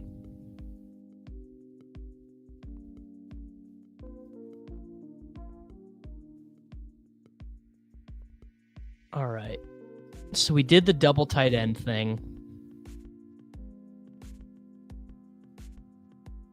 We have a 2-5-6-2. Let's take Dylan Sampson. And actually, let's just take another tight end, I think, maybe. Yeah, let's take another tight end. Let's take, you know what? Let's take Chig. Why not? Gesicki, Cotton, and Chig. Everyone did hate Nickelback. Oh, see, I really like Tom Petty. I liked Bright Eyes. I liked Connor Oberst. I wasn't ever like obsessed with him. Yes. Neil, not even that, but Atmosphere, the other guy we were talking about, is from Minnesota as well.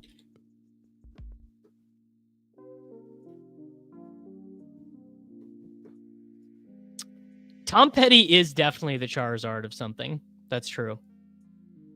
Yeah, atmosphere, and idea are both from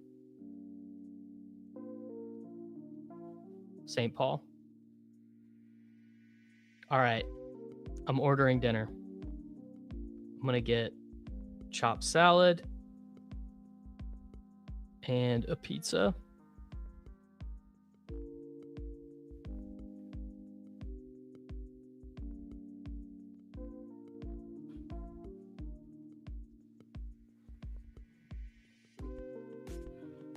Nickelback 11 sold out international shows. People like them, but don't admit it out loud.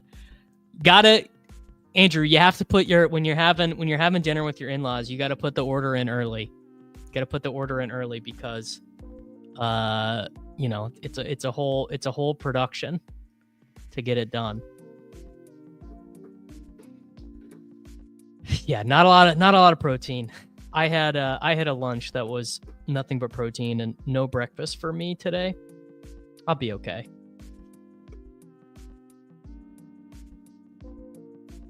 Yes, Peppertoni's got it. There we go. Someone was gonna say it. I like Nickelback. Don't come at me. Bang.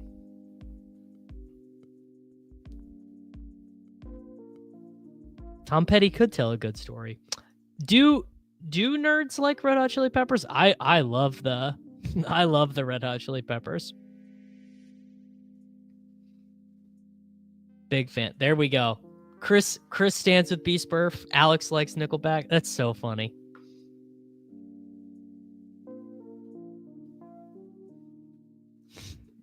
Is Weezer still making music for high schoolers? Are Gen Z people hip?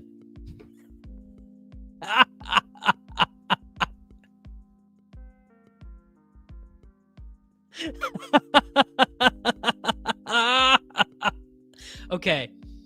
Someone needs to get this to Peter. Oh my God. That is cracking me up. Oh my God.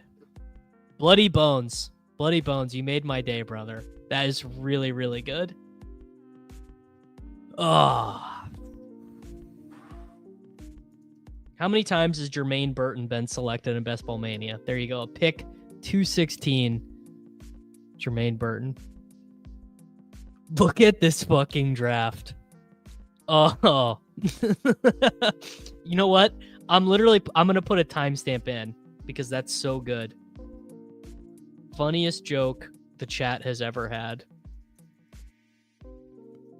Shout out to Bloody Bones.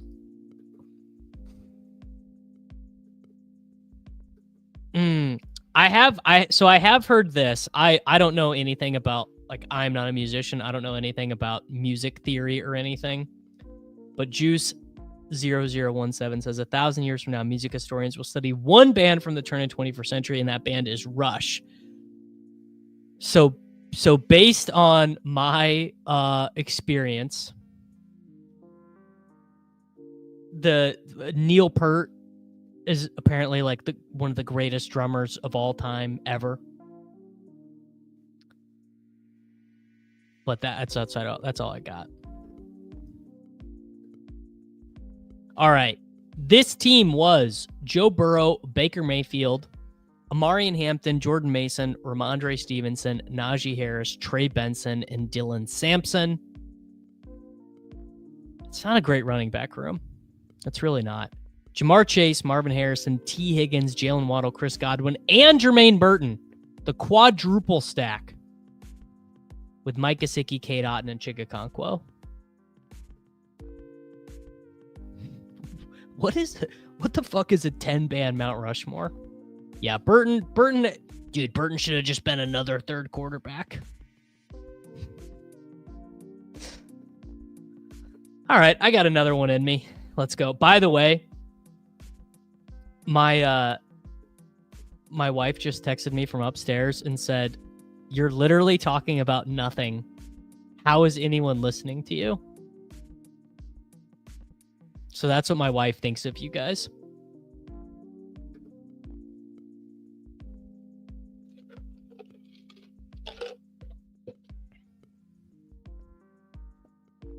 Oh, here we go. We get a turn pick. 1.11.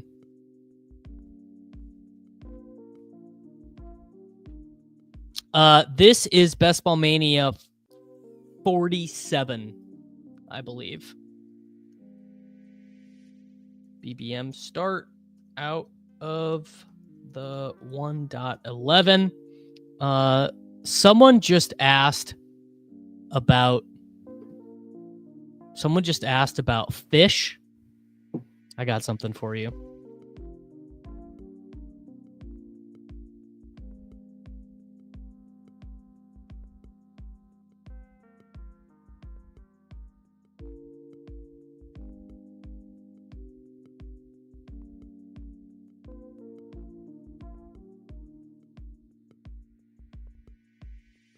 Okay, so I actually can't find it right now, but I was gonna pull out not fish, but I have a bunch of Grateful Dead stuff on there. Big, not that I dislike fish, but I went through a huge Grateful Dead phase 2 summers ago. Just couldn't have been more into the Grateful Dead. I read all the books. I listened to every live album. I'm imagining some kind of 8.3% exposure scroll set to "This Is How You Remind Me." Unbelievable.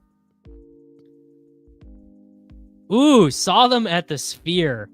Yeah, I was honestly, I was not a jam band guy for a long time. Yes. Yeah, I did. I did listen to the Jerry Garcia band, all that stuff.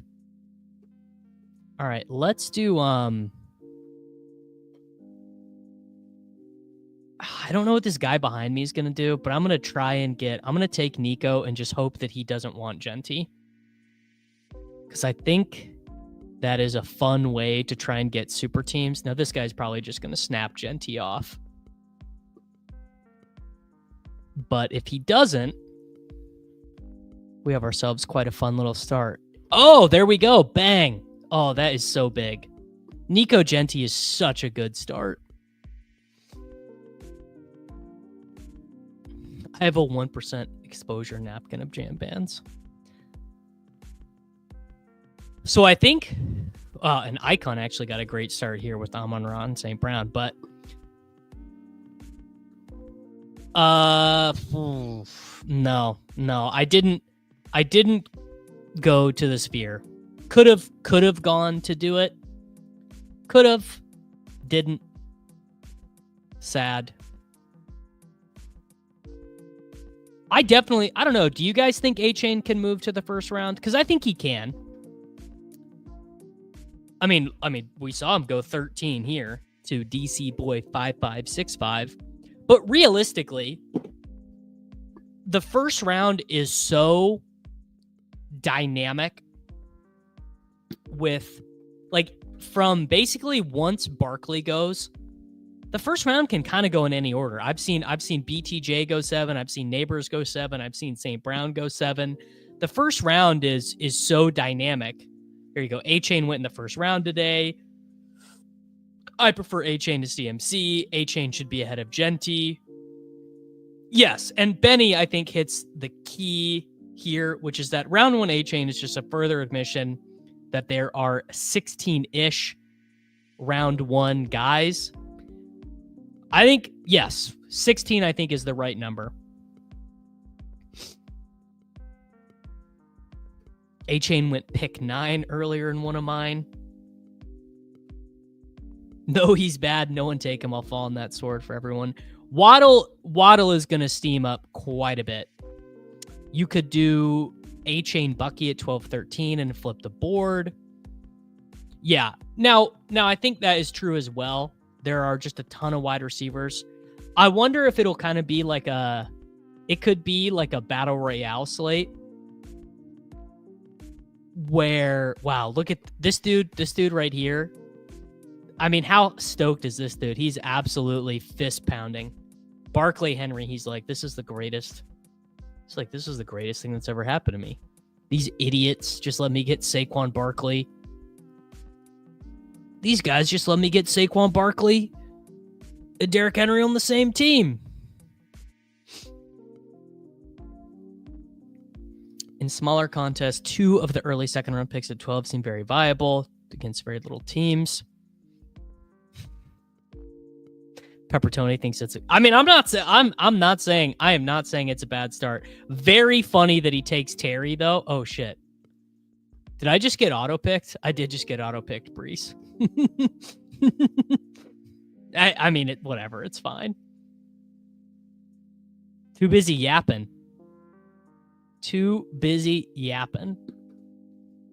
I think I would have just taken Brees anyway. Genty, Brees, Nico. I don't think I've seen a 4th round JSN yet. JSN's ADP 31 points. That's a pretty big fall.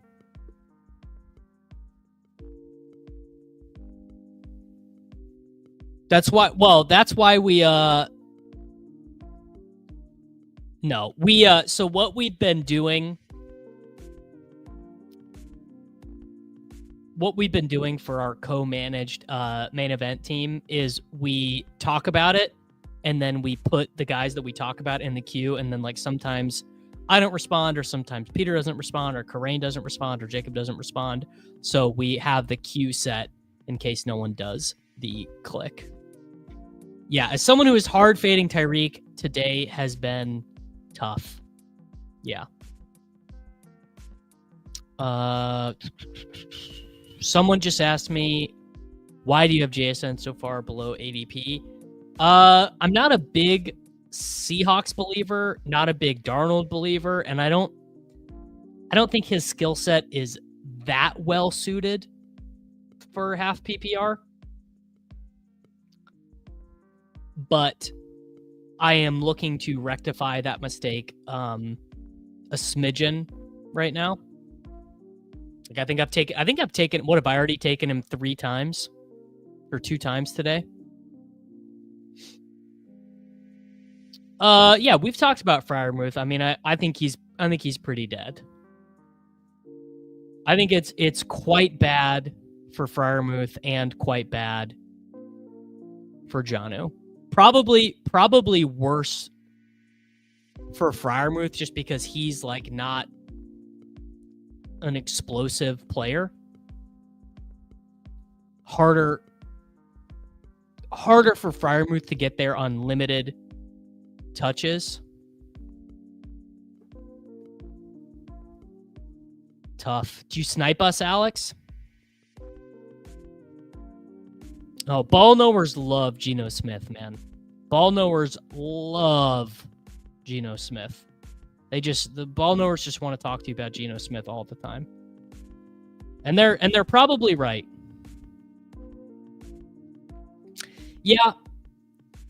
I mean, he did finish like the quarterback 5 or whatever last year. Clint Kubiak, was supposed to be the next great head coach. And then is very much not, everyone got hurt for New Orleans. Dang, I thought I was about to get Jalen Waddle there. All right, let's take Rome. And then some running back that I like will be there.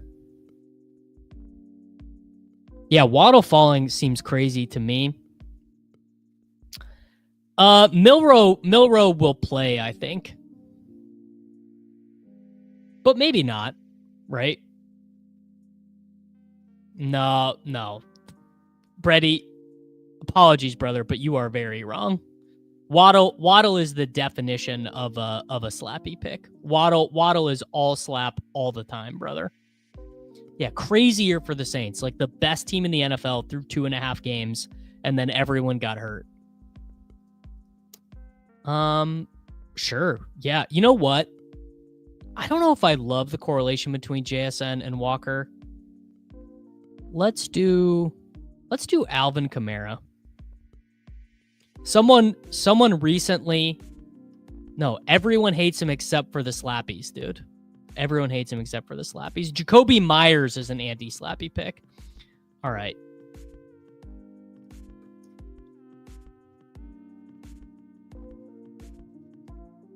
Let me make the case for Alvin Kamara. Let's say Tyler Shuck is a little bit better than expected.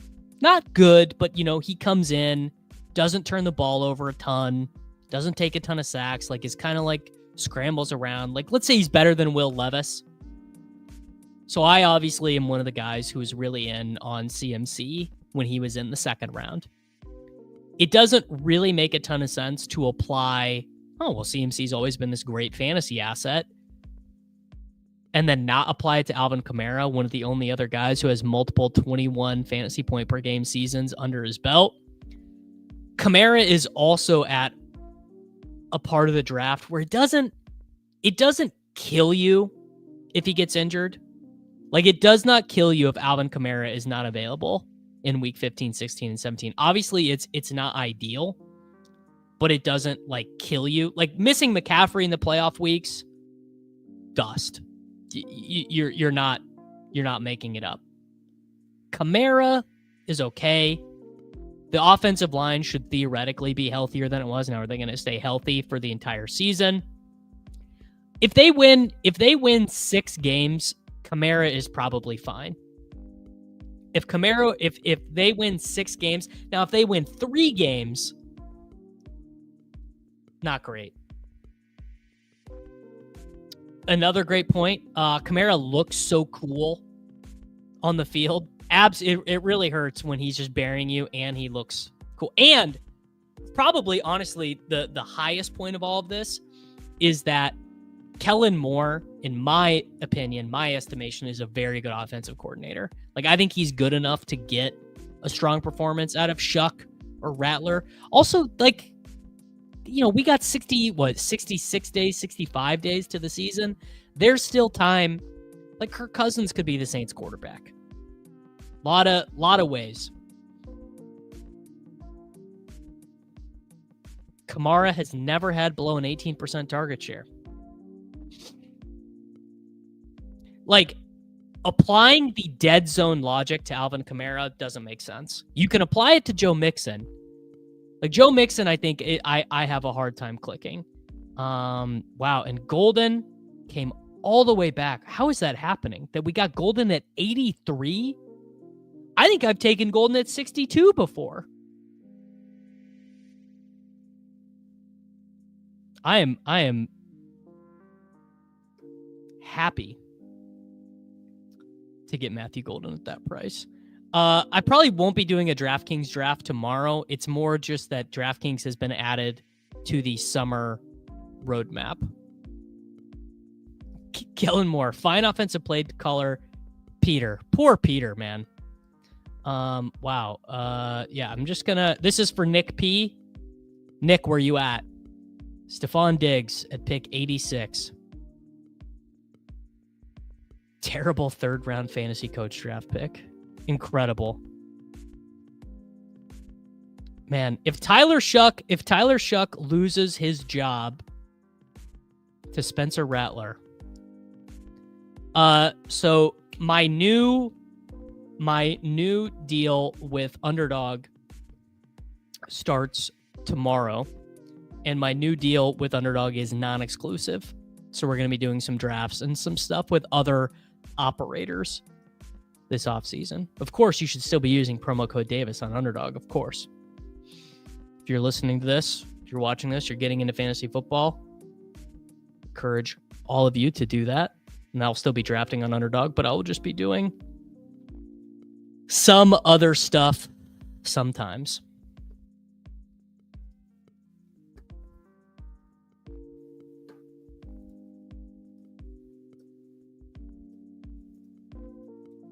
One second. I gotta send an email real quick.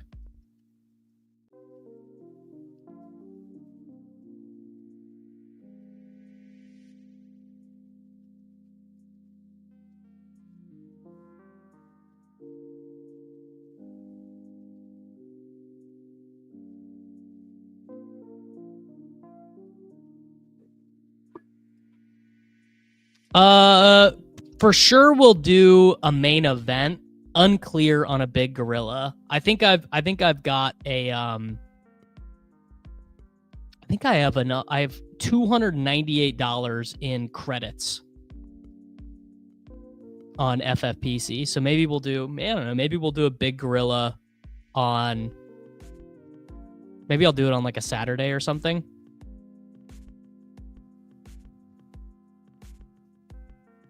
Oh, this team is kind of sick for real. The question is, what am I going to end up doing at quarterback? 107. I guess if I want May, I kind of got to take him now. The guy behind me probably wouldn't have taken him, but Big Gorilla is the $350 contest on FFPC.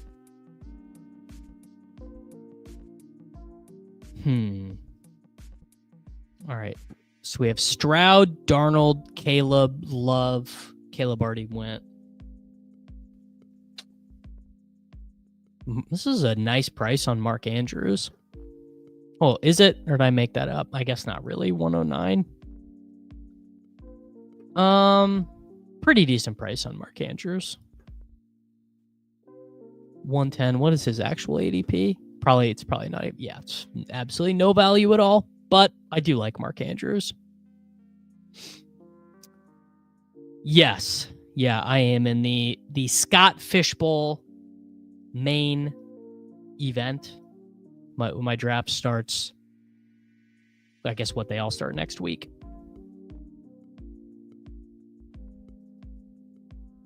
You guys, how many of you guys are in the old Scott Fishbowl?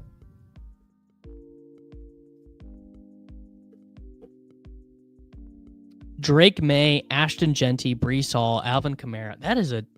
That's what a running back room should look like. Nico Collins, JSN, Roma Dunze, Matthew Golden, Steph Diggs, Mark Andrews.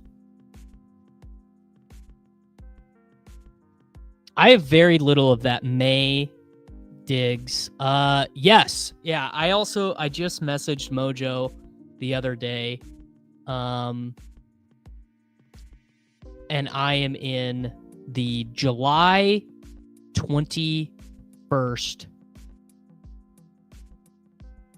FFPC Pros versus Joes. Heard you say before I'm not good at much. I will say I am good at talking on YouTube. One thing I'm good at. I am good at talking on YouTube. I have not checked the rules yet.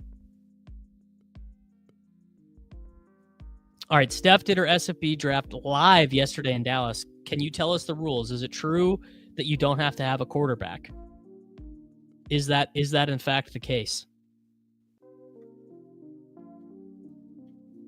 Should I just be done at 3 running backs on this team? I mean, I'm not going to. I'm going to take at least a 4th one, but man. Great team to take Pop Douglas. Where's Presser's Radio? Great team to take Pop Douglas. Some people are saying it's always a great team. I can't quit Colston Loveland, up to 27% in Best Ball Mania. My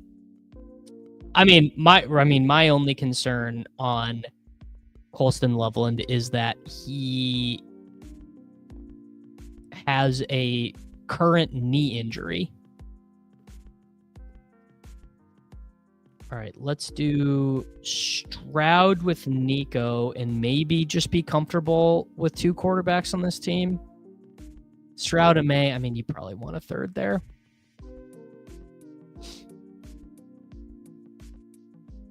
Does he have a shoulder injury too? Oh, it's just a shoulder injury. My apologies. Yeah, Loveland.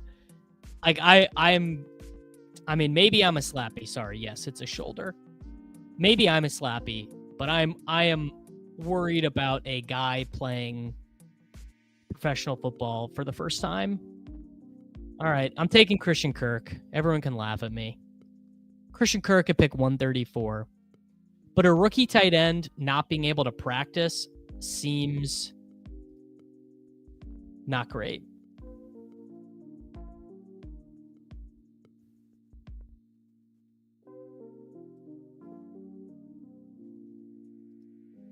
Nick says no. And Neil says Christian Kirk is an objectively good pick. The devil and angel on your shoulder. It can be a Knoll team too. I can take 4 running backs on this team. I probably won't, but I could get away with 4 running backs on this team. Is Douglas out projecting Kirk? The call might be coming from New England on that one.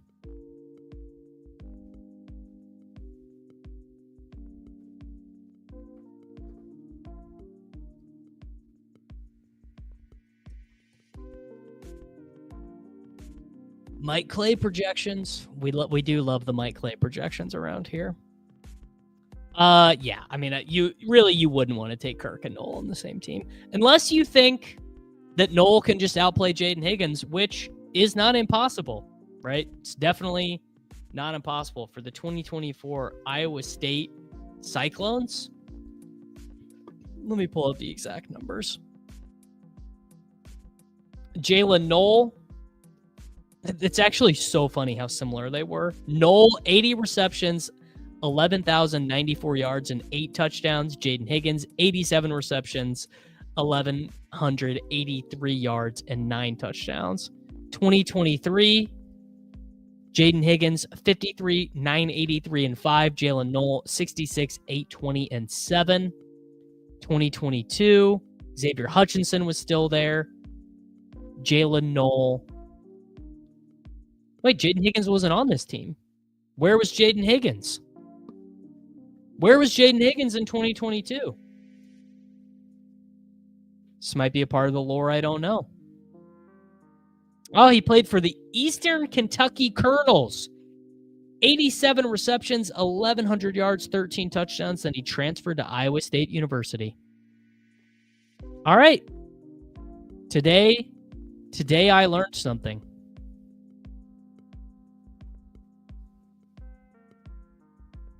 All right, we are about to be up at pick 155. Not really a tight end to be all that interested in here. This is probably a Cartavius team. It's probably a Cartavius team, guys. Third quarterback meta, Clay. Guy sniped Stafford from me. No Rams in his third quarterback. All right. Well, Tank went, so it's another great Tyler Algier team. Many such cases of great Tyler Algier teams.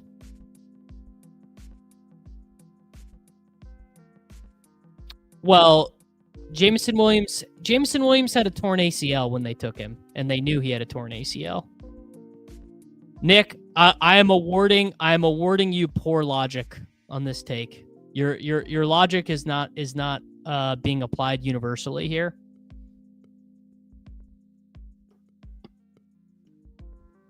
Eastern Kentucky University is the Ohio State of universities in all of the Eastern Kentucky region. Of all directional Kentucky schools, all right, Demario Douglas. Bang, we got the double stack, and I think I freed myself up to take 3 tight ends if I want.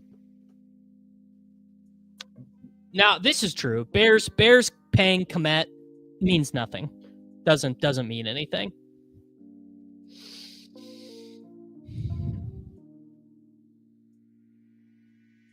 J-Mo feels like a bad pick to me. I think Lions regresses in everyone but Gibbs. I mean, I really like clicking Jameson Williams.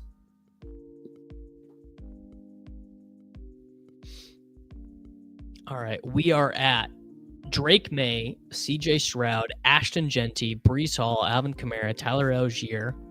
All different bye weeks for our running backs as well. Nico, Jackson Smith and Jigba, Roma Dunze, Matthew Golden, Steph Diggs, Christian Kirk, Demario Douglas, Mark Andrews. Hunter Henry-ass team if I've ever seen one.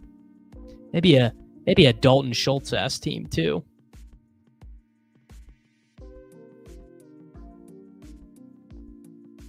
$89 targets for A-Chain. Okay, this will be good. Let's go run a little stat head filter. Last 5 years, single seasons. Let's go. All right, let's go. Last 5 years, descending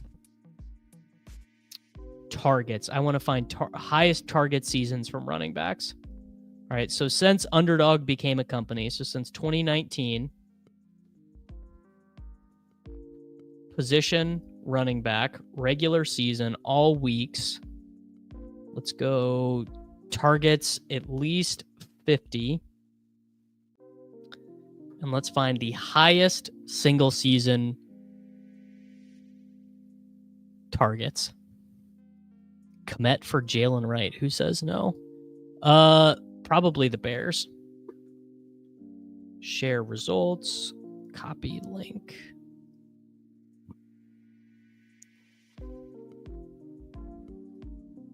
All right. Highest single season target seasons. 2019, McCaffrey 142. Eckler, I think I'm 4 picks away. Okay, I'm about to pick. Eckler 127. JD McKissick 110.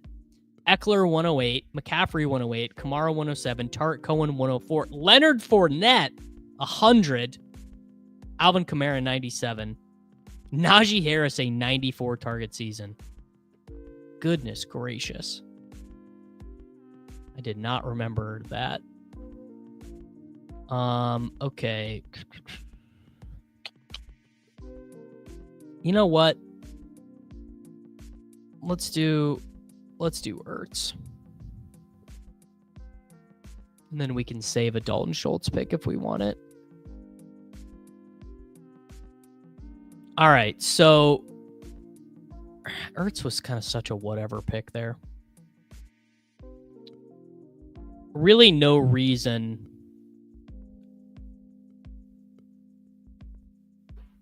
Honestly, like truly no reason for a Miles Sanders on this team. Oh, you know what? Let's get some leverage on Jonathan Taylor with our elite running back team. Let's take DJ Giddens. Love a DJ Giddens on a bit. I almost took Sam Darnold there. A-Chain gained weight for last offseason. Unclear on his weight gain for this year. Okay. So can A-Chain replicate, let's even just say a Tarek Cohen season. I mean, last year he had 78, 592, and 6 as a receiver. And he only had 87 targets. Like, I think his ceiling is more like this. His ceiling is more like a Kamara 83, 756, and 5, honestly. I really think that is the case.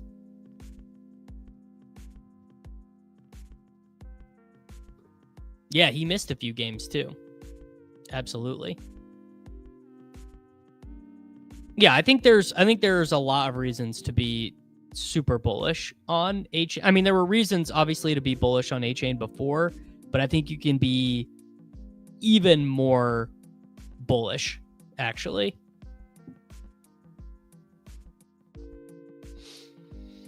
I mean, I like Michael Mayer a little bit more in 20-round drafts than 18-round drafts. It's like, what do you win when you win? And the answer is like very little. I said this earlier, but the 2023 Dolphins, I will reiterate it again. The 2023 Dolphins were first in the NFL in points, first in the NFL in passing yards, first in the NFL in rushing touchdowns, first in the NFL in yards per carry, first in the NFL in yards per pass attempt, second in total plays ran. And Durham Smythe had 35 receptions, 366 yards, and 0 touchdowns. So it's very, very, very, very, very possible for there to be no draftable Miami tight end. I don't agree with this. Vegas, in my opinion, definitely would trade Michael Mayer.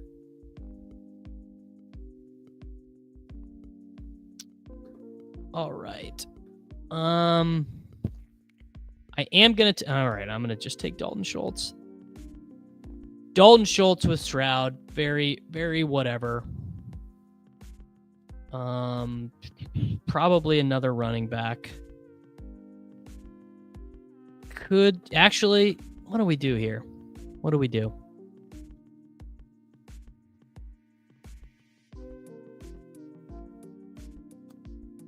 You know what? This feels like a Deontay Johnson team.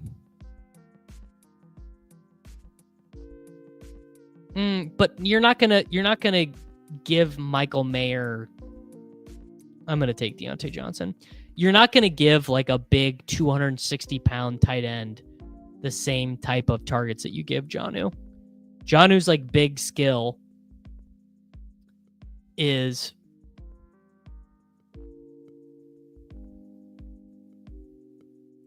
after the catch.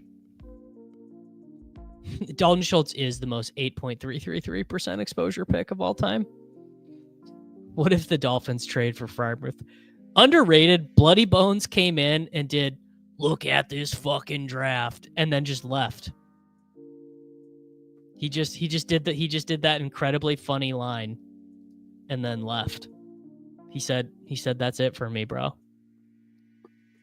Jonnu played a lot split outside. I'm going to guess this is not true, but I can look it up.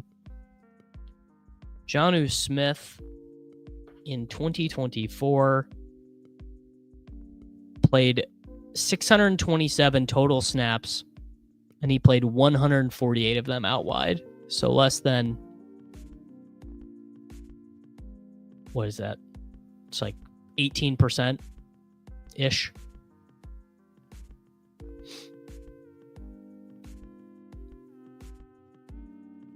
Quit while he's ahead. It's true. A Kansas City YouTube channel talking about a possible Amari Cooper signing. Well, that would be very Chiefs. That is what they do. They're 22-ish out wide. Sure. All right. Was this team good? We drafted Drake May, CJ Stroud. We drafted Ashton Genty, Breece Hall, Alvin Kamara, Tyler Algier, and DJ Giddens. Nico Collins, Jackson Smith-Njigba, Roman Dunze, Matthew Golden, Steph Diggs, Christian Kirk, Demario Douglas, Deontay Johnson, Mark Andrews, Zach Ertz, and Dalton Schultz. I don't think I can do it. Look at this fucking draft. I don't think I got to listen to the song. I'd have to I can hear it in my head, but I can't say it out loud. You feel me? Long day. I feel you, brother. Not great. Not my best, Clay. Not even C+. Okay. You know what? I got time. Let's do one more. One more draft.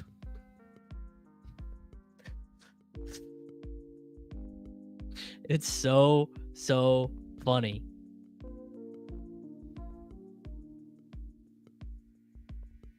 I have not done any weekly winners yet. If you're singing this as Nickelback, I'm not resubbing.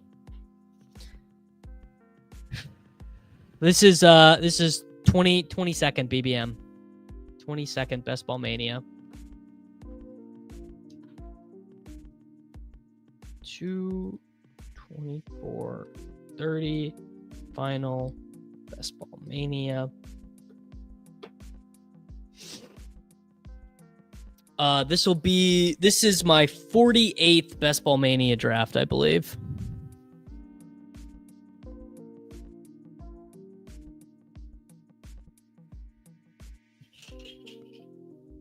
No, not true, man. I love my in-laws. My in-laws are dope. Bad read. Bad read. Dalton Schultz is the best tight end named Dalton. No, isn't there, oh no, I was thinking of Dallin Holker, who is the Colorado State tight end after Trey McBride left, but his name is not Dalton. His name is Dallin.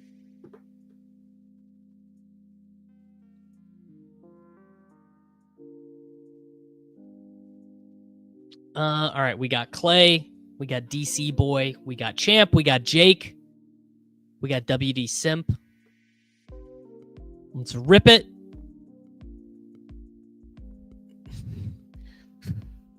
Gotta love when people want to project negative vibes on you when you're just a fun-loving family man. People say that about me all the time, Kool-Aid guy, that I am a fun-loving family man. My wife is no longer watching. My wife just left to go to her workout class. So the dog is probably upstairs saying, "Where you at, bro? Where you at? Why won't you hang out with me? Why don't you love me?" My dog is what? She got spayed 5 days ago. Yeah, Mr. Lil Dodger 24. I do need a social media manager. But I don't got the money for you, brother. I love joking, knowing that the way to describe me is not fun-loving.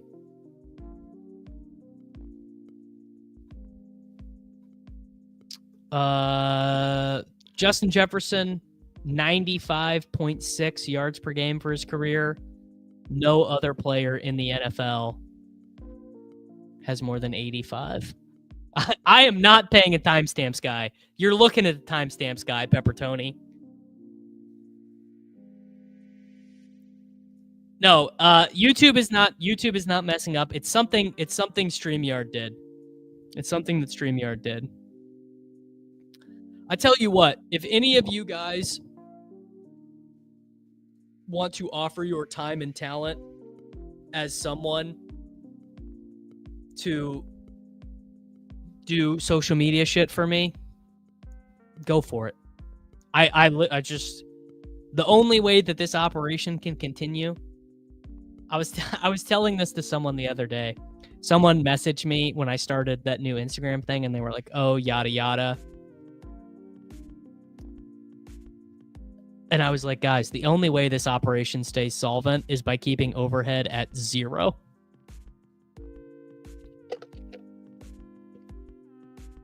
I was nickel and diming with myself this morning. There's a program called CapCut that is like all the TikTok people and stuff. Julius, GM, and at 11. Glad to have you, brother. And I so CapCut, I don't know, it costs like $250 for a year. Yeah, CapCut is goated, can't confirm. And I was just like, I'm not paying for that. And like, obviously I'm going to, because I like have to now. But my first instinct to sing was like, it's just like, I'm not gonna pay for that. Well, I use Opus Pro right now.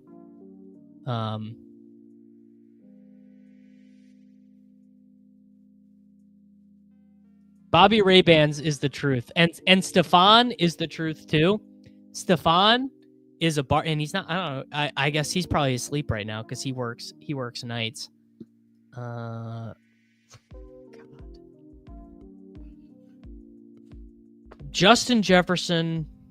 You know what? I'm part of the problem. Justin Jefferson, Tyreek Hill. Say less. Yeah, it is a work expense, I guess. But Stefan, who is a bartender, has people at his bar subscribe to the YouTube channel. He says, I'll give you a free well shot if you subscribe to this guy's YouTube channel. So shout out to Stefan. All right, Chase Brown. I bet I don't have too many of this start.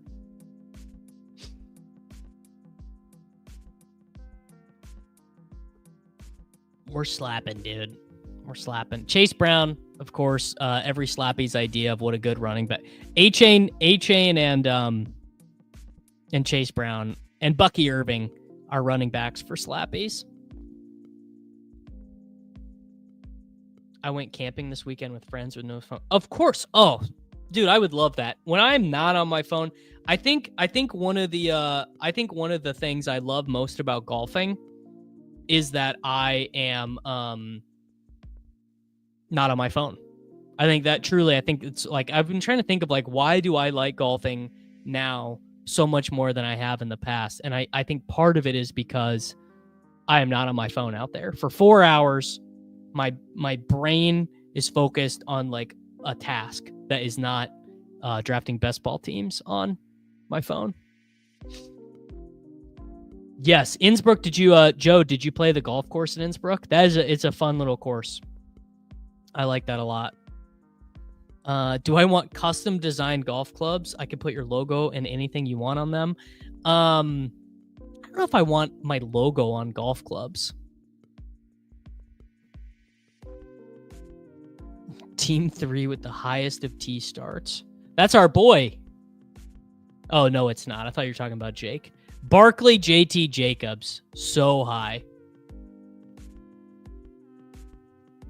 I gotta say, most of my boys are pretty good about not being on their phones while we're golfing. I gotta say, most of my boys are pretty good about it. This does feel Bengals Cardinals week 17 is where the money will be made. I mean, I don't think you're wrong. Although Detroit Minnesota is pretty fire too.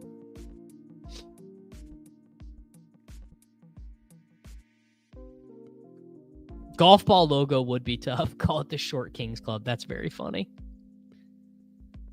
Bucks Dolphins feels like a wide range of outcomes. For whatever reason, I can't really see Bills Eagles in my mind's eye.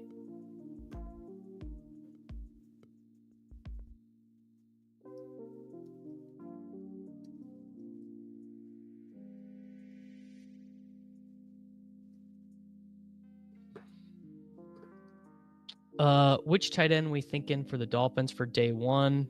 I mean, Julian Hill is probably their starting tight end.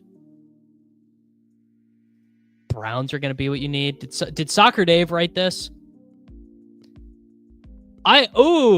Last game. I do like that. Yeah, honestly, this is kind of where I've ended. I don't know how Chase Brown doesn't repeat last year. I mean, he wasn't great as a starting running back last year, but he was fine.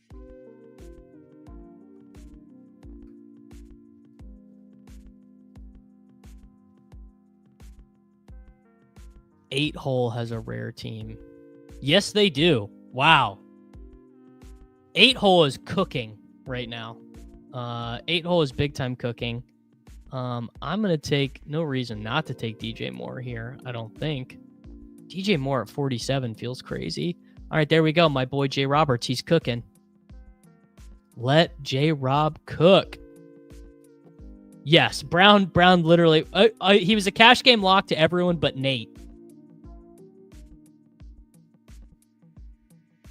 I don't think Kyle Pitts is in position to dunk on anyone for any reason. All right, gonna do what I said in the most recent video with Buck, and I'm not gonna look a gift horse in the mouth, and I'm going to select Jalen Hurts at pick 50.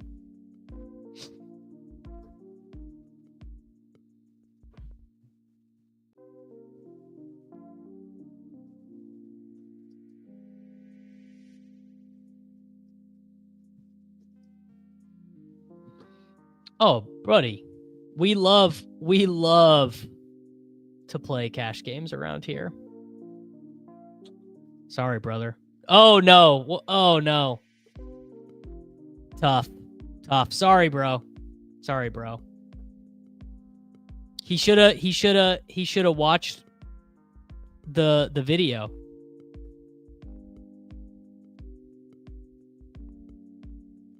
It's very funny. Nope, people hated that video. Like and I think maybe it's because I did it at a different time. But that video, the Jalen Hurts video with Buck, got crushed. Less views than usual, less watch time than usual, less revenue than usual, less click time, less just brutal.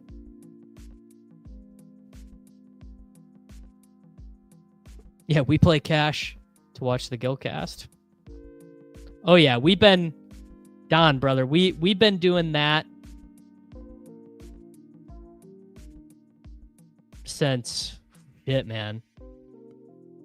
I say we've been doing that Sunday night recap show for about 7 years.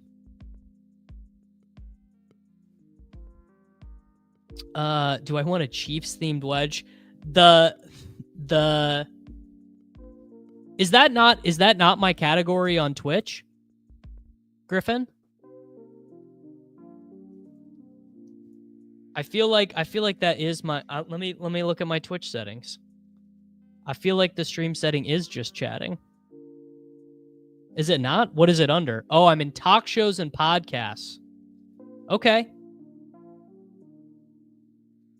All right, Miles knows. With all due respect, didn't need to watch it because Hertz is hilariously underpriced. It's true. This is where I got the idea. My boy Nick Ercolano, BDGE, uses idiot in their titles all the time. Okay. All right. So for next stream. Oh, actually, here, I can just change it. I think I can change it right now. Category. I'm not on the clock, am I? Category, just chatting. Audience, everyone.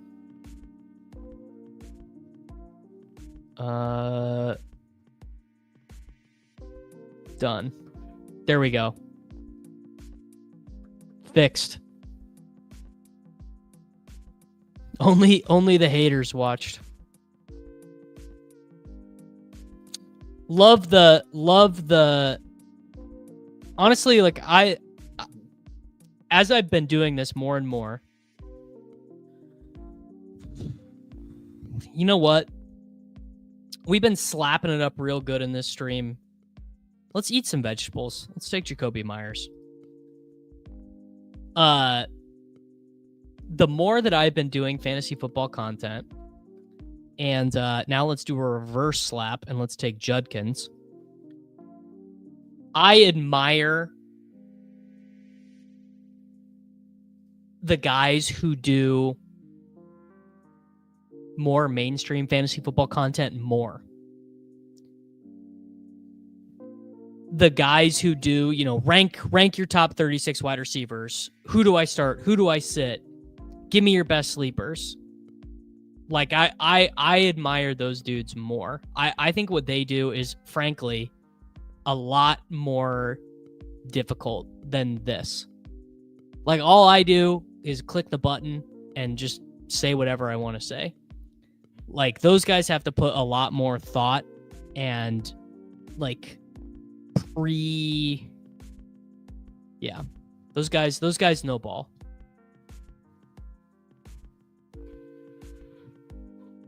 Yeah, that is an 8.3% ass pick.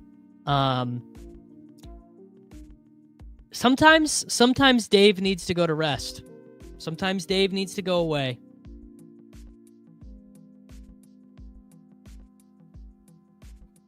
Thoughts on why Judkins is going in this range? Well, I think people rightfully know Jerome Ford stinks. And I don't know if people are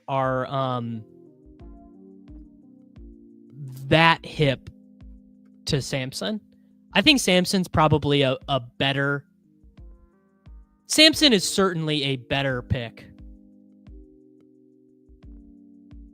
I believe Pete referred to you as an entertainer while calling Jacob an analyst. Well, ooh. I mean, it's like Peter's probably right. I mean, I spend a lot more time thinking about football than most people, but I don't know if the evidence would say I'm all that good at it. Dave is Bob. Are we drafting in the Black Lodge right now? Are we drafting in the Black Lodge or the White Lodge, Miles?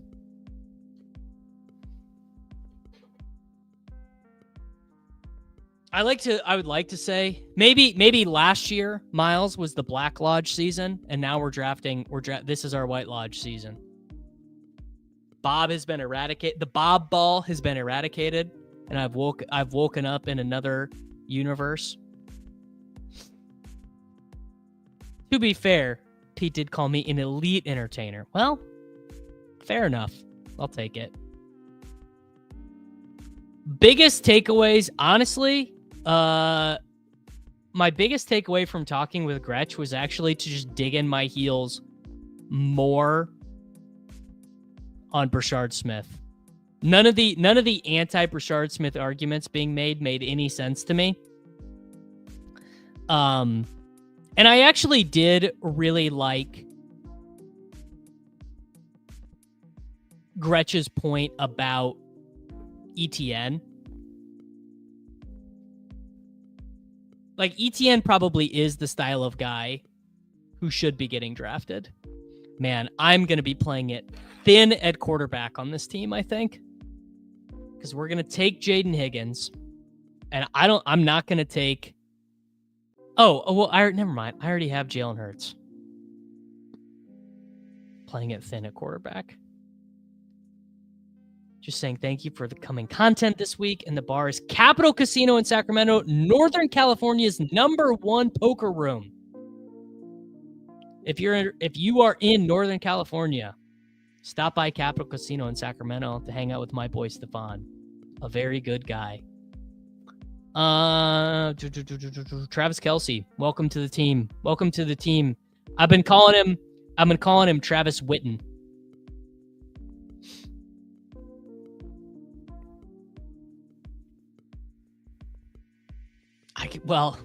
It feels like some good restraint from the Slappies to keep Brashard Smith from 160 ADP. But boy, if the Slappies get a whiff,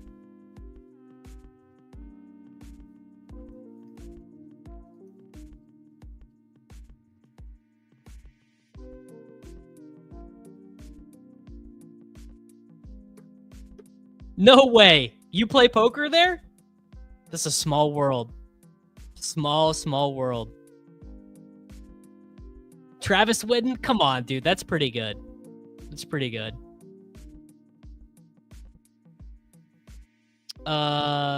Elijah Mitchell feels like the Ronald Jones. Yeah. No, honestly. I would quite literally do anything for Bai Shelton to be the guy you need this year. You're not alone. You're not alone. Yeah, exactly. You can't do Jason Kelce, so it's got to be Travis Witten. I definitely had 0% of some guys last year. Probably not going to do 0% of anyone this year.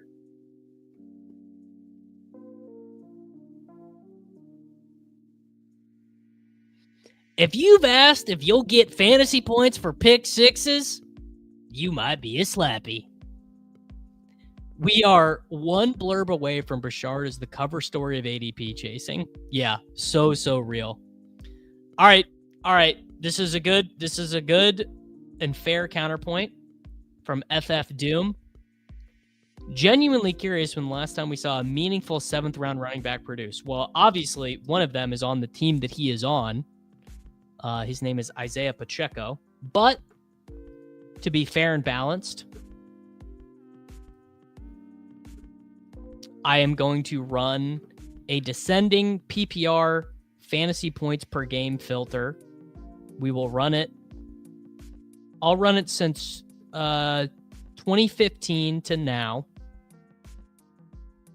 Played running back, regular season, statistical filter. We'll go rushing attempts over 50. I think that's fair. Biographical filter, first year player's career, draft status, drafted in round 7.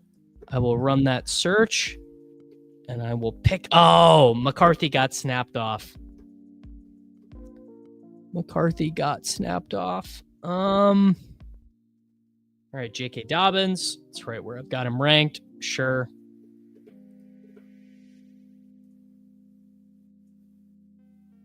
Honestly, the list is crazy.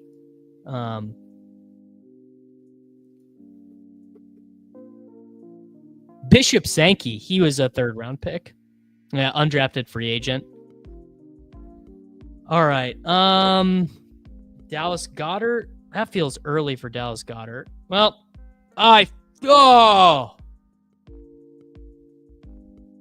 Oh my God. So I thought I got auto-drafted Jonnu Smith. That's fine. Getting auto-drafted. I think they have the same bye week, though. My fingers were not nimble. No, we're good. My fingers were not nimble there. But Drake May is fine there. Okay. Here we go.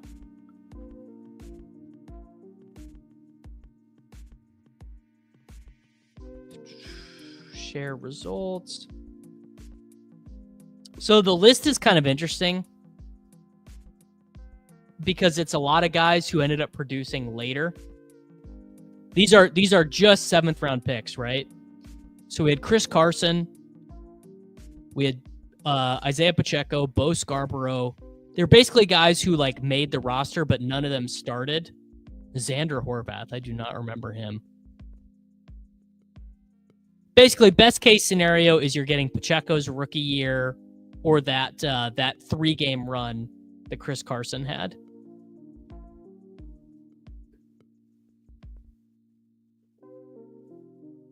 Yeah, that was a real jump scare. Yeah, Horvath was a fullback. My thoughts on Taj Brooks.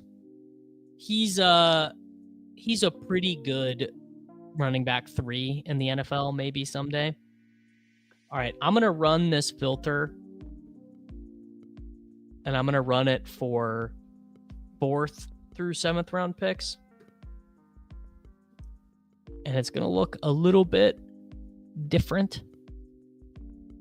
Yeah, so now you get your results. Now you get some real hits, as pretty much as you would expect. So now you get Elijah Mitchell, Jordan Howard, Bucky Irving, Dameon Pierce, Michael Carter, Tyrone Tracy, Tyler Algier, Ramondre, Jeremy Langford, Buck Allen, Jamal Williams. Now, if you think there's a big difference between round 4 and round 7, yeah, Philip Lindsay, K-State's Bryce Brown.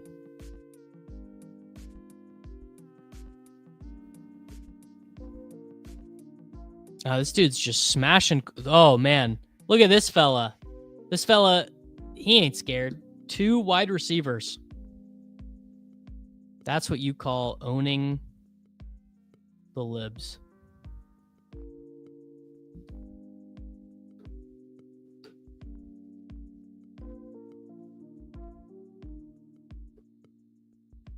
Jalen Warren was a UDFA. That's true.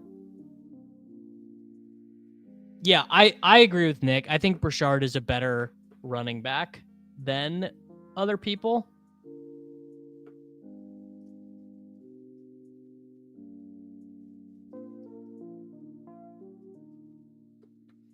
I do not draft Kyle Monangai, but a bunch of my friends here who hang out with me want me to be taking Kyle Monangai. This is fine as a big Monangai. All right, we are up. Now is a more appropriate spot to take. How is Tajay Spears still here? That's like a crazy ADP value. Is it not? Pick 143 Tajay Spears? Someone just must be going nuts in this room. You know what? I'm taking Jaden Blue. No, Roshan is not a bad player, but Roshan is also not a great player.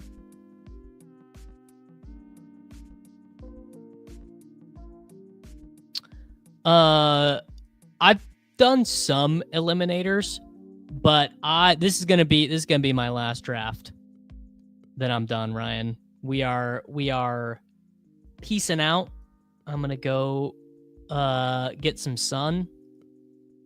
I will probably walk from my house to my in-laws' house. I don't think I need to take a Patriots pass catcher. I probably will, But I am totally comfortable with both of these quarterbacks being naked. Say less. Where did Goddard go by? Okay, 141. So he just went. I'm totally fine with Goddard on his own. Totally fine with Hunter Henry on his own. Think there's basically no issue there.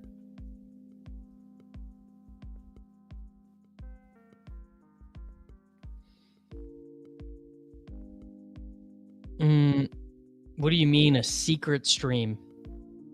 What does that constitute?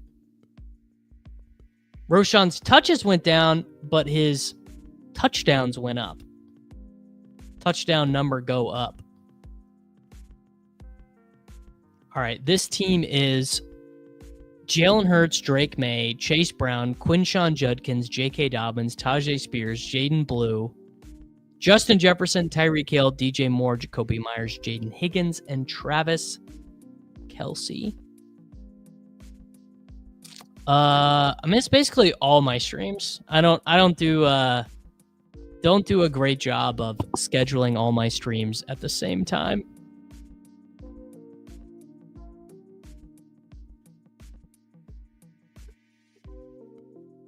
Yeah, that's just my normal schedules, and sometimes I don't even tweet.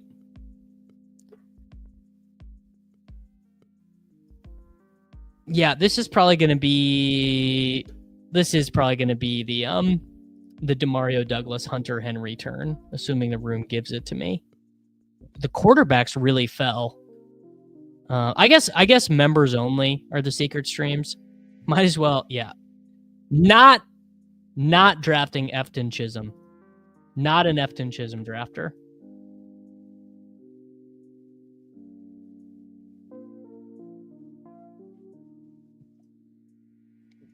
Try me with Lan Larison. Jonnu Smith got traded? Oh, well. I'll try Kyle Pitts for the 4th year in a row. Why not?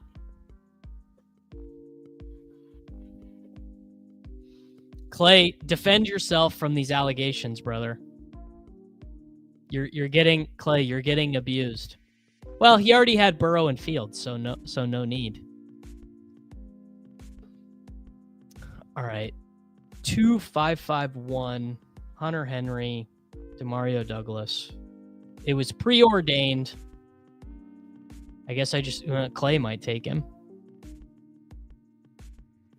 You know what? Pat Bryant, very, very good football name. You're right. It's a little bit convincing to me, honestly, that I should be drafting him just because. And I literally do not think Pat Bryant is a good prospect, but Corain and Jacob have been pretty adamant.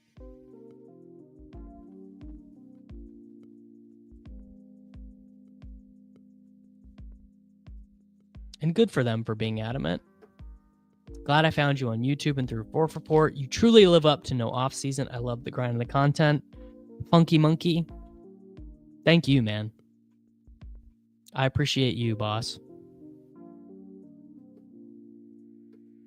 All right, how are we going to wrap this one up?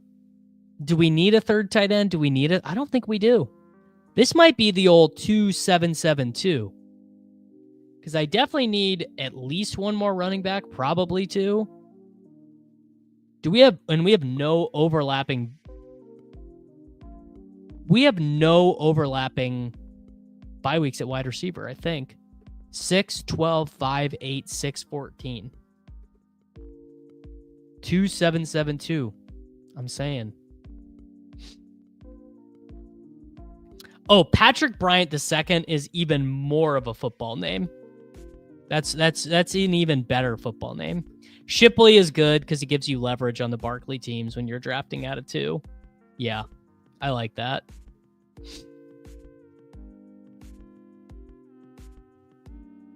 Malik Washington League winner. I'm thinking about it, and I'm not sure.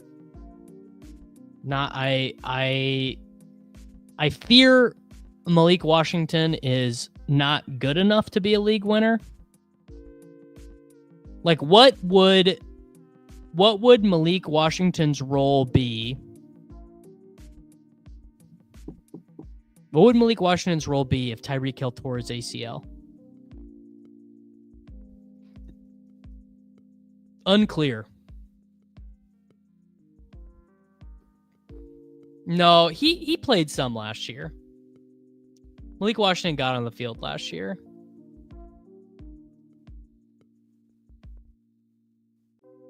Calling all slappies.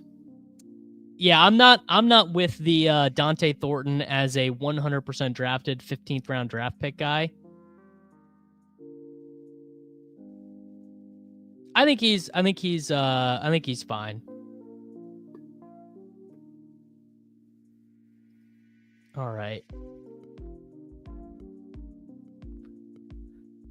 Chase Brown, Judkins. I think we might need a chaperone and some juice in this running back room, because Judkins is drawing pretty live to just being a stone bust. Dobbins is like gonna be gone by week 15. Spears probably is like without knees in week 15. 26 catches for a, what was he, a 5th round pick as a rookie? That is way above the expectation. That, like, 26 catches is way above the expectation for most 6th round rookies don't even play. All right. One more wide receiver. There's not really, I just don't think there's anyone obvious here. All right, I'm going to do Wicks. Slappy don't change its stripes. It's more about the Browns being bad than anything. It's like Judkins is an early down grinder on a bad team. All right. And do we need a chaperone?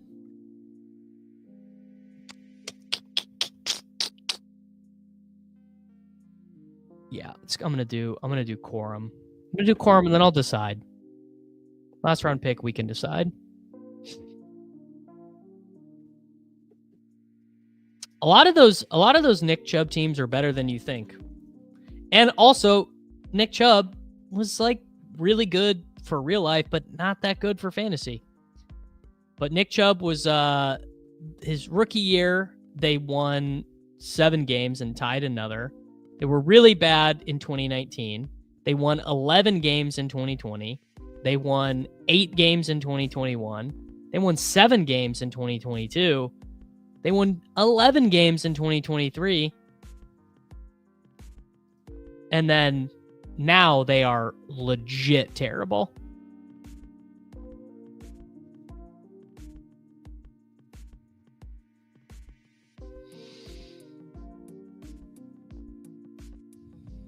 Is that true? Judkins' best comp player and player profiler is Nick Chubb.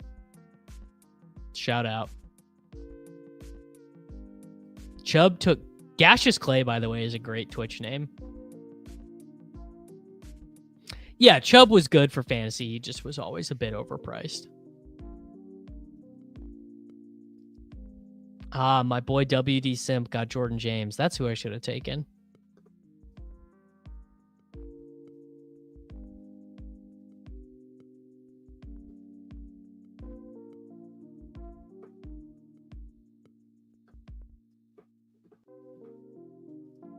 What am I going to do to end here?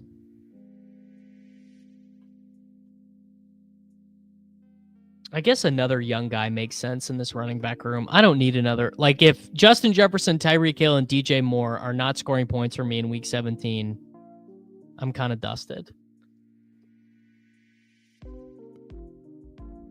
Yeah, I mean, Chubb. What is Chubb hitting in 2025 look like? Scoring 11 touchdowns, maybe? I guess he could do that. I was at a dispensary in Michigan, and they had a strain named Gaseous Clay. Dispensary's always good for a funny bit. Keaton Wicks mini?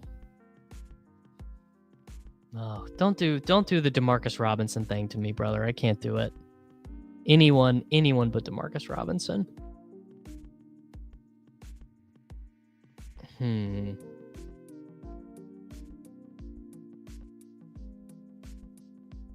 God, that parlay of Dobbins, Spears, Blue. Lot of zeros there. A lot of zero potential there. Okay, is Sampson, Judkins, Hancock on the worst team in football? I mean, how bad is that? It's probably not great. I'm gonna keep it real. What if we take Gretsch's boy? I don't think I've taken him yet. Oh, I've drafted 0.5%. We could do baby ETN. Shout out to Ben Gretsch. bengretsch.substack.stealingsignals.com. Trevor Etienne. First time he's been drafted on the stream. Jaden Blue, 5th round pick. Trevor Etienne, 4th round pick. It's the only way to get to 8%. I am not a Woody Marks believer. I think he's like a fine click right now. All right, this team is Jalen Hurts, Drake May, Chase Brown, Quinshon Judkins, J.K. Dobbins, Tajay Spears, Jaden Blue, Blake Corum, Trevor Etienne, Justin Jefferson, Tyreek Hill, DJ Moore, Jacoby Myers, Jaden Higgins, Demario Douglas, Dontavian Wicks, Travis Kelce, Hunter Henry. I think the May double is nice. Hurts naked, totally fine. Maybe could have taken Shipley, maybe like a Keenan Allen and hope he signs with Philadelphia or something. But Kelce Henry is like a total Spider-Man pointing tight end room. That's a pretty good team. I like that. All right, everyone. Thank you for hanging out. Make sure to like the video. Make sure to subscribe to the channel for daily fantasy football videos, and I will see